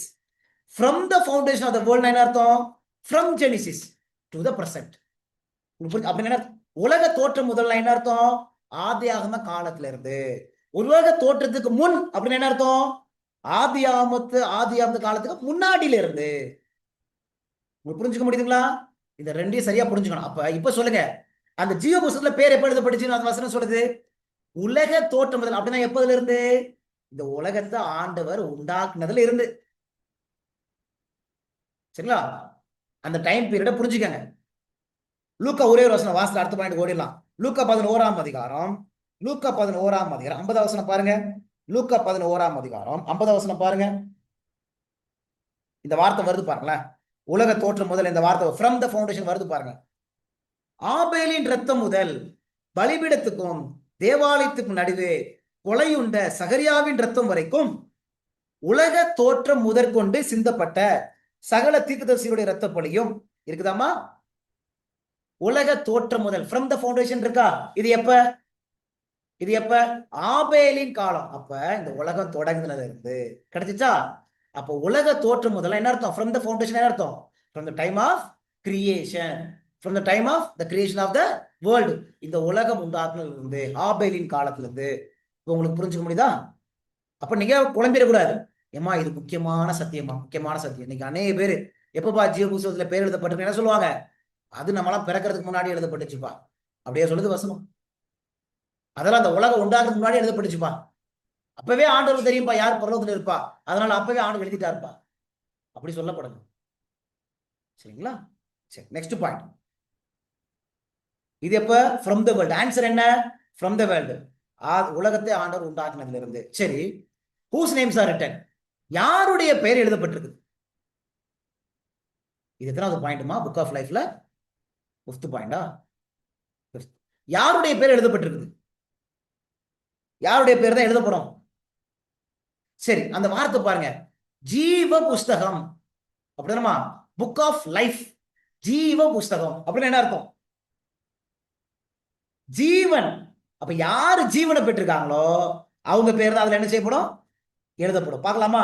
அது ஜீவனை பெற்றுக்கிற என்னமா அர்த்தம்? லூக்கா புஸ்தகம் 15ஆம் அதிகாரம், லூக்கா புஸ்தகம் 15ஆம் அதிகாரத்துல ஒருத்தர் ஜீவனை பெறாரு பாருங்க. வசனம் 32, வசனம் 32, வசனம் 32 பாருங்க. உன் சகோதரனாகிய இவனோ மரித்தான், திரும்பவும் உயிர்த்தான், காணப்படாமல் போனான், திரும்பவும் காணப்பட்டான். இப்ப எப்ப இவனுக்கு உயிர் வந்துச்சுன்னு சொல்றாரு? லூக்கா 15:32 உயிர் எப்போ வந்துச்சா? ஜீவன் எப்போ வந்துச்சு? இந்த கெட்ட குமாரன், அதாவது அப்பா விட்டு போன மகன் எப்ப அப்பாவை ஏற்றுக்கொள்றானோ மனதார உள்ளத்தின் ஆழத்துல இருந்து எப்ப அவன் ஏற்றுக்கொள்றான், அப்போ உனக்கு என்ன வந்துருச்சா? வசனம் சொல்லுது உயிர் வந்துச்சு. அப்ப ஜீவ புஸ்தகம் என்ன அர்த்தம்? உயிர். அப்ப எப்போ உயிர் வருதோ அப்போ உயிர்னா எந்த உயிர் கிடையாது, அது மனுஷன் அந்த உயிருக்கு சொல்லவில்லை. கெட்டகுமாரன் உயிரோடு இருந்தாரா இல்லையா? அதுக்கு முன்னாடி உயிரோடு தான் இருந்தாரு. ஆனா இப்ப ஜீவனை பெற அப்படின்னு எப்ப அர்த்தம்? பாவத்துல இருந்து அவன் எப்போ உயிர் அடைகிறானோ அப்பதான் அவன் பேர் என்ன செய்யப்பட்டிருக்குது? ஜீவ புஸ்தகத்துல பதிவு செய்யப்பட்டிருக்குது. நல்லா ஞாபகம் வச்சுக்கணும். சரிங்களா? எபேசியர் 2:1 பாருங்களேன். எபேசியர் 2:1 பாருங்களேன். எபேசியர் புஸ்தகம் 2ஆம் அதிகாரம் 1வது வசனம். எபேசியர் 2:1 பாருங்களேன். அக்கிரமங்களினாலும் பாவங்களினாலும் மரித்தவர்களாயிருந்த உங்களை உயிர்ப்பித்தார். எபிசியன்ஸ் சாப்டர் 2 verse 1 என்ன சொல்லுது? அக்கிரமங்களினாலும் பாவங்களினாலும் மரித்தவர்கள் உங்களை உயிர்ப்பித்தார். வசனம் 5 பாருங்க. வசனம் 4:5, வசனம் 4:5. தேவனோ இரக்கத்தில் ஐஸ்வர்யம் உள்ளவராய் நம்மில் அன்பு கூர்ந்த தம்முடைய மிகுந்த அன்பினாலே அக்கிரமங்களில் மரித்தவர்களாயிருந்த நம்மை கிறிஸ்துவுடனே கூட உயிர்ப்பித்தார். இருக்குங்களாமா? உயிர்ப்பித்தார், லைஃப். அப்ப பாவத்துல மரிச்சிட்டு இருக்கிறோம், அவங்கள ஆண்டவர் என்ன செய்யறாரு? உயிர்ப்பிக்கிறாரு. புரிஞ்ச முடியுதுங்களா? அப்ப எப்ப நம்ம பேர் எழுதப்படும்? இந்த உலகத்துல பிறந்த உடனே பேர் எழுதப்படாது. கிறிஸ்துக்குள்ளா எப்ப பிறக்கிறோமோ, born again, யார் மறுபடியும் பிறக்கிறாங்களோ அவங்க பேர் தான் ஜீவ புஸ்தகத்துல என்ன செய்யும்? எழுதப்படும். அதனால ஒரு எழுத்தாளர் சொல்லுவாங்க, இன்னைக்கு அநேக பேருடைய பெயரு சபையினுடைய ரெக்கார்ட்ல இருக்குதான், ஆனா எதுல இல்லையா தெரியுமா? ஜீவ புஸ்தகத்துல அவங்க பேரே இல்லை. ஏன்னா சபையில எப்படி சேர்ந்திருக்கிறாங்க? பேருக்காக. சபை பெருசா இருக்கு, நம்ம சபைக்கு சேர்ந்தா நமக்கு கல்லறை தோட்டம் கிடைச்சிடும், சபைக்கு சேர்ந்தா பிள்ளைகளுக்கு ஸ்பான்சர்ஷிப் கிடைச்சிடும் அப்படின்னு பேருக்காக இருக்கிறாங்க. அவங்க பேர்ல ஜீவ புஸ்தகத்துல இல்லையா? உண்மையிலேயே யாரு மறுபிறப்பு அடைஞ்சிருக்கிறாங்களோ இன்னைக்கு யார்ட்டையாவது கேட்டு பாருங்க, பானகன்னா என்னன்னு கேளுங்க, மறுபிறப்புனா என்னன்னு கேளுங்க, யாருக்குமே தெரியல. முக்கியமா ஞானஸ்தானம் எடுக்கக்கூடிய ஒவ்வொரு பிள்ளைகளுக்கும் இந்த மறுபிறப்புனா என்னன்னு கட்டாயம் தெரிஞ்சிருக்கணும். தெரிஞ்சுக்காம ஞானஸ்தானமே எடுக்கக்கூடாது. ஆனா கேட்டு பாருங்க, யாருக்காவது மறுபிறப்புனா என்னப்பான்னு கேட்டு பாருங்க, யாருக்குமே மறுபிறப்புனா யாருக்கும் தெரிய மாட்டேன். மறுபடியும் பிறக்கல அப்படின்னா அவன் பேர் முதலா என்ட்ரியே வராதாங்க. Admission போடணும்ல first. இப்ப ஒரு ஸ்கூல்ல மாணவனை சேர்க்க போறோம் அப்படின்னா என்ன போடணுங்க? அட்மிஷனை போடணும். அப்ப அட்மிஷனை போடணும்ல ஃபர்ஸ்ட். நம்ம புக் ஆஃப் லைஃப்ல அந்த அட்மிஷன் எப்போ எப்போ நடக்கும்? அந்த அட்மிஷன் ப்ராசஸ் எப்ப நம்ம மறுபடியும் பிறக்கிறோமோ அப்பதான். எப்படி இந்த உலகத்துல நம்ம பிறக்கும் போது அங்க டேட் ஆஃப் பர்த் ஒண்ணு ரெக்கார்டு ஒண்ணு ஆரம்பிக்குதா, எப்ப இவர் பிறந்தாரு அவர் பேரு எழுதுறாங்க இல்லையா, நம்ம பேர் அங்க எழுதப்படுதுல. அதே மாதிரி இங்க இந்த டேட் ஆஃப் பர்த்ல ஸ்பிரிச்சுவல் பர்த், ஆவிக்குரிய பிறப்பு, மறுபடியும் பிறப்பு அதுல வரணும் அப்படின்னா முதல்ல நான் என்ன செஞ்சிருக்கணும்? நான் மறுபடியும் பிறந்தாதான் அதுக்குள்ள போக முடியும். பாருங்க இந்த வசனம் பாருங்க, வெளிப்படுத்தல் புஸ்தகம் ரெவலேஷன் சாப்டர் 21, ரெவலேஷன் 21 27, வெளிப்படுத்தல் 21ஆம் அதிகாரம் 27வது வசனம் பாருங்க. வெளிப்படுத்தல் 21 27, தீட்டுள்ளதும் அருவருப்பையும் பொய்யையும் நடப்பிக்கிறதுமாகிய ஒன்றும் அதில் பிரவேசிப்பதில்லை, ஆட்டுக்குட்டியானவரின் ஜீவ புஸ்தகத்தில் எழுதப்பட்டவர்கள் மாத்திரம் அதில் பிரவேசிப்பார்கள். இப்ப சொல்லுங்க, அப்ப யாருடைய பேர் அதுல பிரவேசிக்காது? தீட்டுள்ளதும் அருவருப்பும் பொய்யும் இதுல பிரவேசிக்கிறது கிடையாது. யார் தான் பிரவேசிப்பா? ஆட்டுக்குட்டியானவருடைய ஜீவ புஸ்தகம் யார் தான் எழுதுவா? யாரு இந்த தீட்டும் அருவருப்பும் செய்யாம இருக்காங்களோ அவங்க பேர் மாத்திரம் தான் என்ன செய்யும்? அதுல பிரவேசிக்கப்படும். அட்மிஷனே போட முடியும். புக் ஆஃப் லைஃப்ல அட்மிஷன் போடனாலே மறுபடியும் பிறக்கணும், இல்லாட்டா அட்மிஷனே போட முடியாது. சர்ச்சில் காலில் வச்சுக்கலாம், நான் யாரு அப்படின்னு சர்ச்சில் காலில் வச்சுக்கலாம், அட்மிஷனே போட முடியாது. சரிங்களா? எத்தனை பாயிண்ட் வந்துருச்சு? எத்தனைமா? 5. 6th point. சரி, இப்ப பேரு அட்மிஷன் போட்டு எழுதப்பட்டுருச்சு, அந்த பேரு கிறுக்கப்படுமா படாதா? கிறுக்கப்படுமா படாதா? அட்மிஷன் போட்டாச்சு, இப்ப ஸ்கூல்ல அட்மிஷன் போட்டாச்சு. அடுத்தது என்ன? அந்த மாணவன் என்ன செய்யணும்? மறுபடியும் பிறந்தாச்சு. இப்ப அந்த மாணவன் என்ன செய்யணும்? ஒழுங்கா படிக்கணும், அப்படித்தானே? ஆனா எப்பதான் கிறுக்கப்படும்? ஃபர்ஸ்ட் குவார்டர்லி எக்ஸாம்லயே தூக்கி அவனை வெளியில கடத்திடுவாங்களா? எப்பதான் அவனை முழுசா அவன் ப்ரொமோஷன் அது எப்பதான் நடக்கும்? அவன் ப்ரொமோஷனோ ஃபெயிலோ எப்ப நடக்கும்? அது அந்த ஃபைனல் எக்ஸாம்ல நடக்கும். அதே மாதிரி என்ட்ரி நம்ம போட்டுடலாம், மறுபடியும் நம்ம பிறந்து என்ட்ரியை போட்டுருவோம். இப்ப எப்ப நம்ம பேர் கிறுக்கப்படும்? உடனே ஆண்டவர் வந்து இப்ப நம்ம என்ட்ரி போட்ட பிறகு பாவம் செஞ்ச உடனே குவார்டர்லி எக்ஸாம்ல ஃபெயில் ஆகணும்னே ஸ்கூல்ல விட்டு வெளியே தள்ள மாட்டாங்க, திருப்பி அவனுக்கு இன்னும் வாய்ப்பு தருவாங்க. நம்ம ஆண்டவர் அப்படித்தான், உடனே பேரை கிறுக்கி போட மாட்டாரு. அதுக்குதான் என்ன வச்சிருக்கிறார் ஆண்டவர்? ஜட்ஜ்மெண்ட்ல வச்சிருக்காரு. அந்த ஜட்ஜ்மெண்ட்ல தான் கிறுக்கி போடப்படும். உங்களுக்கு புரிஞ்சு போடுதா? சரி, கிறுக்கி போடப்படுமா படாதா? வெளிப்படுத்தல் 3ஆம் அதிகாரம் 5 வசனம் பாருங்க. வெளிப்படுத்தல் 3:5, பிளாட்டட் அவுட். அந்த பிளாட்டட் அவுட் நடக்குமா? வெளிப்படுத்தல் 3:5 பாருங்க. ஜெயங்கொள்கிறவனோ அவனுக்கு வெண்வஸ்திரம் தரிப்பிக்கப்படும், ஜீவ புஸ்தகத்திலிருந்து அவனுடைய நாமத்தை நான் கிறுக்கி போடாமல். சரி, அப்ப அப்ப கிறுக்குதல் நடக்குதா இல்லையா? கிறுக்குதல் பிளாட்டிங் அவுட் நடக்குதா இல்லையா? இன்னொரு வசனம் பாருங்களேன். சரி, எப்ப கிறுக்கப்படும்? யாத்திராகமோ கிறுக்குதல் நடக்குமே. 32ஆம் அதிகாரம் போங்க. யாத்திராகமம் 32 வசனம் 33 படிங்க. 33 எல்லாரும் எடுத்துக்காங்க. எப்ப கிறுக்கப்படும்? யாத்திரா 32, அதாவது யாருடைய பேர் கிறுக்கப்படும்? அப்படிதானமா? கிறுக்கப்படுதல் இருக்குதா இல்லையா? பிளாட்டிங் அவுட் இருக்குதா இல்லையா? இன்னைக்கு எல்லாரும் அம்மா ஒரு போலியான ஒரு சத்தியம், பொய்யான சத்தியம் என்ன தெரியுமா? One save is always save. கேள்விப்பட்டீங்களா? One saved is always save. ஒரு முறை நான் ஞானஸ்தானம் எடுத்தாலே என்னோட என்ட்ரியே பரலோகத்துக்குள்ள டைரக்டா நான் உள்ள போயிடுறேன் பரலோகத்துக்கு. கேள்விப்பட்டீங்களா? ஒரே முறை ரட்சிப்பு நான் போயிட்டா அவ்வளவுதான். ஏசப்பா திருப்பி அந்த ரட்சிப்பு என்கிட்ட வாங்க மாட்டாருப்பா. கேள்விப்பட்டிருக்கீங்களா? பாருங்க அந்த வசனம் பாருங்க, 33ஆம் வசனம் பாருங்க. அப்பொழுது கர்த்தர் மோசேயை நோக்கி, எனக்கு விரோதமாய் பாவம் செய்தவன் எவனோ அவன் பேரை என் புஸ்தகத்திலிருந்து கிறுக்கி போடுவேன் சொல்றாரா இல்லையா? சொன்னவர் யாரு? ஆண்டவர். யாருமா கிறுக்கி போடுறா? அதையும் பாருங்க. எழுதுறவர் யாரு? ஆண்டவர். Who blotted out? யாரு கிறுக்கி போடுறா? ஆண்டவர் தான் கிறுக்கி போறாரு. உங்களுக்கு புரிஞ்சுக்க முடியுதாமா? ஆண்டவர் கிறுக்கி போறாரு. ஏன் கிறுக்கி போடுறாரு? இந்த வசனத்துல 3 பதில் இருக்குமா? 3 கேள்விக்கு பதில் இருக்கு. ஒண்ணு, இந்த வசனத்துல யார் கிறுக்கி போடுறா? ஆண்டவர் கிறுக்கி போறாரு. சரி, வந்து கிறுக்கி போடுதல் இருக்குதா இல்லையா? இருக்கு. இந்த வசனம் சொல்லுது கிறுக்கி போடுதல் இருக்குது. ரெண்டாவது, யார் கிறுக்கி போடுறா? ஆண்டவர் கிறுக்கி போறாரு. மூணாவது, யாரை கிறுக்கி போடுவேன்னு சொல்றாரு? எனக்கு விரோதமாய் பாவம் செய்தவன் எவனோ. சரி, இப்ப பாருங்களேன். அப்ப யாரு பாவம் செஞ்சா அவன் பேர் என்ன செய்யப்படும்? கிறுக்கப்படும். இப்ப நீங்க யோசித்து சொல்லுங்க. ஜட்ஜ்மெண்ட் டேல என் பேர் எப்ப கிறுக்கப்படுதல் நடக்குது? நியாய தீர்ப்பு நாள், ஃபைனல்ல. அது எப்ப? நியாய தீர்ப்பு நாள்ல. அந்த ஜட்ஜ்மெண்ட் டேல நான் பாவம் செய்யலாமா? கொஞ்சம் யோசிச்சு பாருங்க எல்லாருமே. நம்ம 1798க்கு அப்புறம் ஜட்ஜ்மெண்ட் ஆரம்பம். அதெல்லாம் படிக்கிறோம் நம்ம. இப்ப நம்ம எப்ப வாழ்றோம்? 2026. அப்ப நியாய தீர்ப்பின் காலத்துல வாழ்றோமா இல்லையா? நம்ம வாழலாம். இப்ப என்ன நடக்குதாங்க? கிறுக்கி போடுதல் ஒரு சம்பவம் ஒண்ணு இருக்குது. ஆனா போன வாரம் படிச்சோம். என்ன படிச்சோம்? அங்க பிதாவானவர் எப்படி இருக்கிறாரு?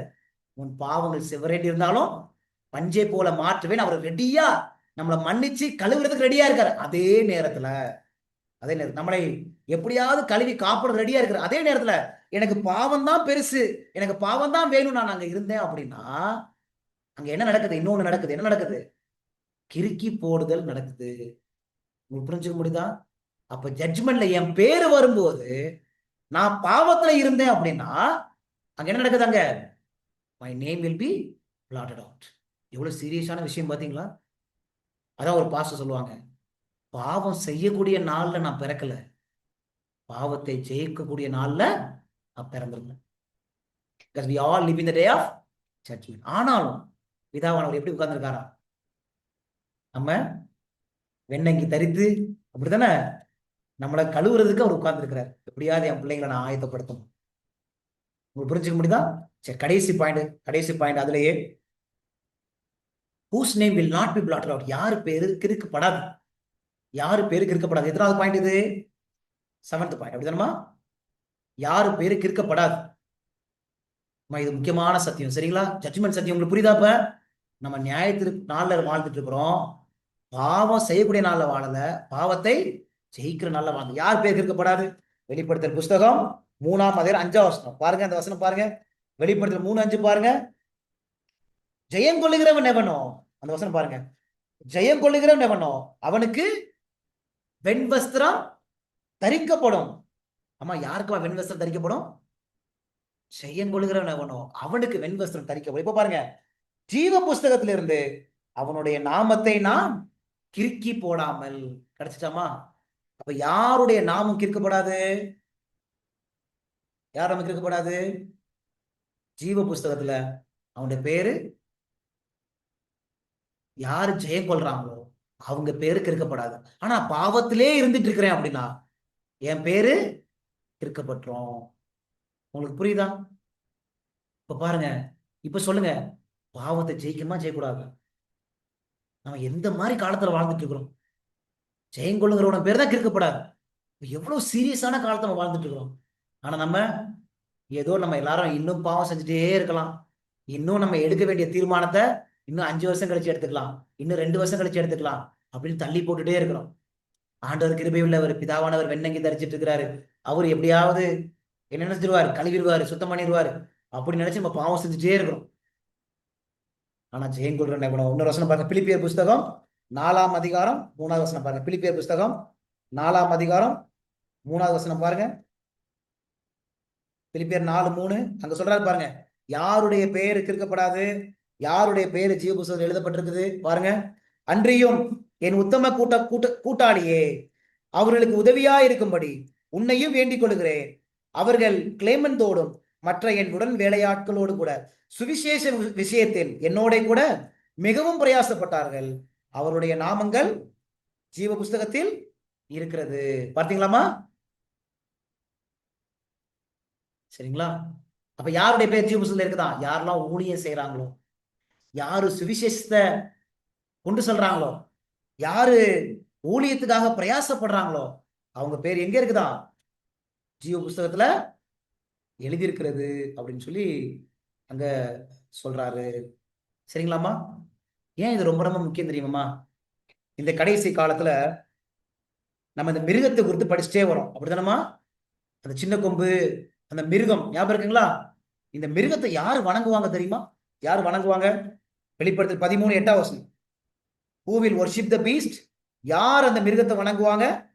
வெளிப்படுத்தல் 13:8 உலக தோற்றம் முதல் அடிக்கப்பட்ட ஆட்டுக்குட்டியினுடைய ஜீவ புஸ்தகத்தில் பேர் எழுதப்பட்டிராத பூமியின் குடிகள் யாவரும் அதை வணங்குவார்கள். பாத்தீங்களாமா?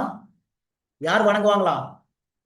யாருடைய பேர் ஜீவ புஸ்தகத்துல இல்லையோ. அப்ப யார் பேர் ஜீவ புஸ்தகத்துல இல்ல? யாரு பாவத்துல இருக்கிறாங்களோ அவங்க கண்டிப்பா யார வணங்குவாங்க? இந்த மிருகத்தை வணங்குவாங்க. சரிங்களா? அப்ப இது எவ்வளவு சீரியஸான விஷயம். அப்ப என் பேரு ஜீவ புஸ்தகத்துல இருக்குதா? கடைசியா ஒரே ஒரு வசனம், ஏசாயா 4:4 ஏசாயா 4:3 படிச்சிடலாம். ஏசாயா 4:3 முக்கியமான ஒரு வசனம். கடைசி பாருங்க, ஏசாயா 4 ஒரு நம்பிக்கை கொடுக்கக்கூடிய ஒரு அழகான ஒரு வசனத்தை ஆண்டவங்க சொல்றாரு பாருங்க. 3:4 பாருங்க. அப்பொழுது ஆண்டவர் சீயோன் குமாரத்திகளின் அழுக்கை கழுவி, பாருங்கம்மா எவ்வளவு வாக்குத்தத்தம், சீயோன் குமாரத்தின் அழுக்கை கழுவி நியாயத்தின் ஆவியினாலும் சுட்டெரிப்பின் ஆவியினாலும் எருசலேமின் இரத்த பலிகளை அது நடுவிலிருந்து நீக்கி விடும்போது சீயோனில் மீதியா இருந்து எருசலேமில் தரித்திருந்து ஜீவனுக்கென்று பேர் எழுதப்பட்டவனும் பரிசுத்தன் என்று எண்ணப்படுவான். பாத்தீங்களாமா? என்ன சொல்றாரு? யார் கழுவுவா? ஆண்டவர் கழுவாங்களா? கழுவும் போது என்ன பேர் எழுதப்படுமா? அவனுக்கு ஜீவனுக்கு என்று பேர் எழுதப்படுமா? உங்களுக்கு புரிஞ்சு முடியுதுங்களா என்ன சொல்றது வசனம்? ஜீவனுக்கு என்று அவனை பேர் எழுதுவாங்களாம். அப்புறம் என்ன அர்த்தம்? இவனுக்கு ஜீவன். புக் ஆஃப் லைஃப் என்ன அர்த்தம்?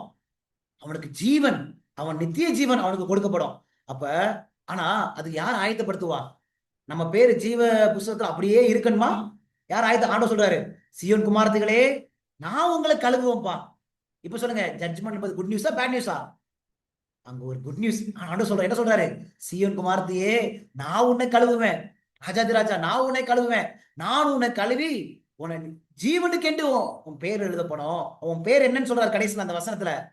பரிசுத்தவான். இருக்குதாமா? அவன் பேர் என்னவா? பரிசுத்தவான். புக் ஆஃப் லைஃப்ல நம்ம பேரு நிலைச்சிருக்கணும். நம்ம பேர் ஒருவேளை இப்ப என்ட்ரி போட்டிருப்போம், நம்ம என்ட்ரி போட்டிருப்போம். ஆனா அந்த என்ட்ரி பேர் கிறுக்கப்படவும் வாய்ப்பு உள்ளது. ஆனா அது கிறுக்கப்படாம இருக்கணுமா? என்ன செய்யணும்? ஆண்டவர் கழுவணும். நம்மள ஆண்டவர் கழுவணுமா? இயேசுவின் ரத்தம் தான். ஜீவ புஸ்தகம் நம்ம பேர் இருக்கணுமா? அங்கேயும் சில்வதாமா. இயேசுவின் ரத்தத்தினால மாதம் தான் என்ட்ரியே போட முடியும். இயேசுவின் ரத்தத்தினால மாதம் தான் நம்ம கழுவ முடியும். ஆண்டவர் சொல்றாரு, நான் கழுவுறேன். சீன் குமாரத்தையே நீ கவலைப்படாத, நான் உன்னை கழுவுறேன். உன்னை கழுவி ஜீவனுக்கென்று நான் பேர் எழுத வைக்கிறேன். பரிசுத்தவான்னு நினைச்சு உன்னை எல்லாரும் என்ன செய்வாங்க? அழைப்பாங்க. நம்மளால ஒண்ணுமே செய்ய முடியாது. அந்த என்ட்ரியும் போட முடியாது, அங்க நிலைச்சிருக்கவும் முடியாது. சரிங்களா? அப்ப நம்ம எவ்வளவு முக்கியமான காலத்துல நம்ம வாழ்ந்துட்டு இருக்கிறோம். சரிங்களாப்பா? எவ்வளவு முக்கியமான ஒரு காலத்துல நம்ம வாழ்ந்துட்டு இருக்கிறோம். நியாயத்திற்கும் காலத்துல வாழ்ந்துட்டு இருக்கிறோம். கிளென்சிங் ஆகக்கூடிய டைம் இது. பாவம் செய்யக்கூடிய டைம் அல்ல எனக்கு பிரியமான தேவனுடைய பிள்ளைகளே. பாவத்தை ஜெயிக்கக்கூடிய டைம் இது. பாவத்துல விளையாடக்கூடிய டைம் அல்ல. ஆனா அப்படி ஜெயிக்கணும்னா ஆண்டவர் ஒவ்வொரு நாளும் நம்மளை கழுவதற்கு நம்ம சரண்டர் பண்ணணும். நம்ம இப்ப ஒரு குழந்தை, அம்மா குழந்தைய குளிக்க வைக்கணும் கழுவுன்னு நினைக்கிறான். குழந்தை வரமாட்டேங்குதுன்னா ஆண்டவர் சொல்றாரு, வா வழக்காடுவோம், வா நான் உன்னை கழுவுறேன், வா, I am there for you. நியாய தீர்ப்பு நாளையும் ஆண்டவர் நம்ம கூட இருக்கிறார். ஏன்னா நம்ம ஜட்ஜி யாரு? நம்ம தகப்பன். அவர் நம்மளை கழுவுறேன், உன்னை நான் ஆயத்தப்படுத்துறேன், வா அப்படின்னு நம்மளை கூப்பிடுறேன். அவ்வளவு பெரிய கிருபை தானே. நம்ம அவரிடத்துல போவோம், அவர்களை ஒப்படைப்போம். அந்த ஜீவ புஸ்தகத்துல நம்ம எப்போதும் நிலைந்து இருக்கும். இன்னைக்கு அநேக கிறிஸ்தவர் ஒரு வாட்டி நான் சர்ச்சுக்குள்ள வந்து நான் ரசிக்கப்பட்டுருவேன். ஒரு வாட்டி நான் ஊழியம் செஞ்சுட்டா நான் ரசிக்கப்பட்டுருவேன். ஒரு வாட்டி நான் நல்லா பாட்டு பாடினா நான் ரசிக்கப்பட்டுருவேன். ஆனா அன்னைக்கு ஊழியக்காரங்களை நீங்க பாத்திருக்கீங்களா? அன்னைக்கு ஊழியக்காரங்க விசுவாச பிள்ளைங்களையும் பாத்திருக்கீங்களா? ஆரம்பத்துல ரொம்ப பகிரமா அன்போடி வெறியோடு இருப்பாங்க. அதுக்கப்புறம் அந்த விசுவாசம் காணாம போயிடும், பழைய வாழ்க்கைக்குள்ள போயிடுவாங்க. உங்கள்கிட்ட போய் சத்தியம் சொன்னா அதெல்லாம் ஒன்னால நான் பல்லவத்துக்கு போயிடுவேன். அப்படியா? கிறுக்கி போட்டுருவார் ஆண்டவர் பேரை. ஜாக்கிரதை. பாவம்னா எனக்கு பாவம் தான் பிடிக்கும், பாவம் தான் பிடிக்கும் அப்படின்னா ஆண்டவர் என்ன செஞ்சுருவாங்க? கிறுக்கி போட்டுருவார். சரிங்களா? மிகவும் ஜாக்கிரதை. அன்புள்ள ஆண்டவர் தான். அதே ஆண்டவர் நீதி உள்ள ஆண்டவர்.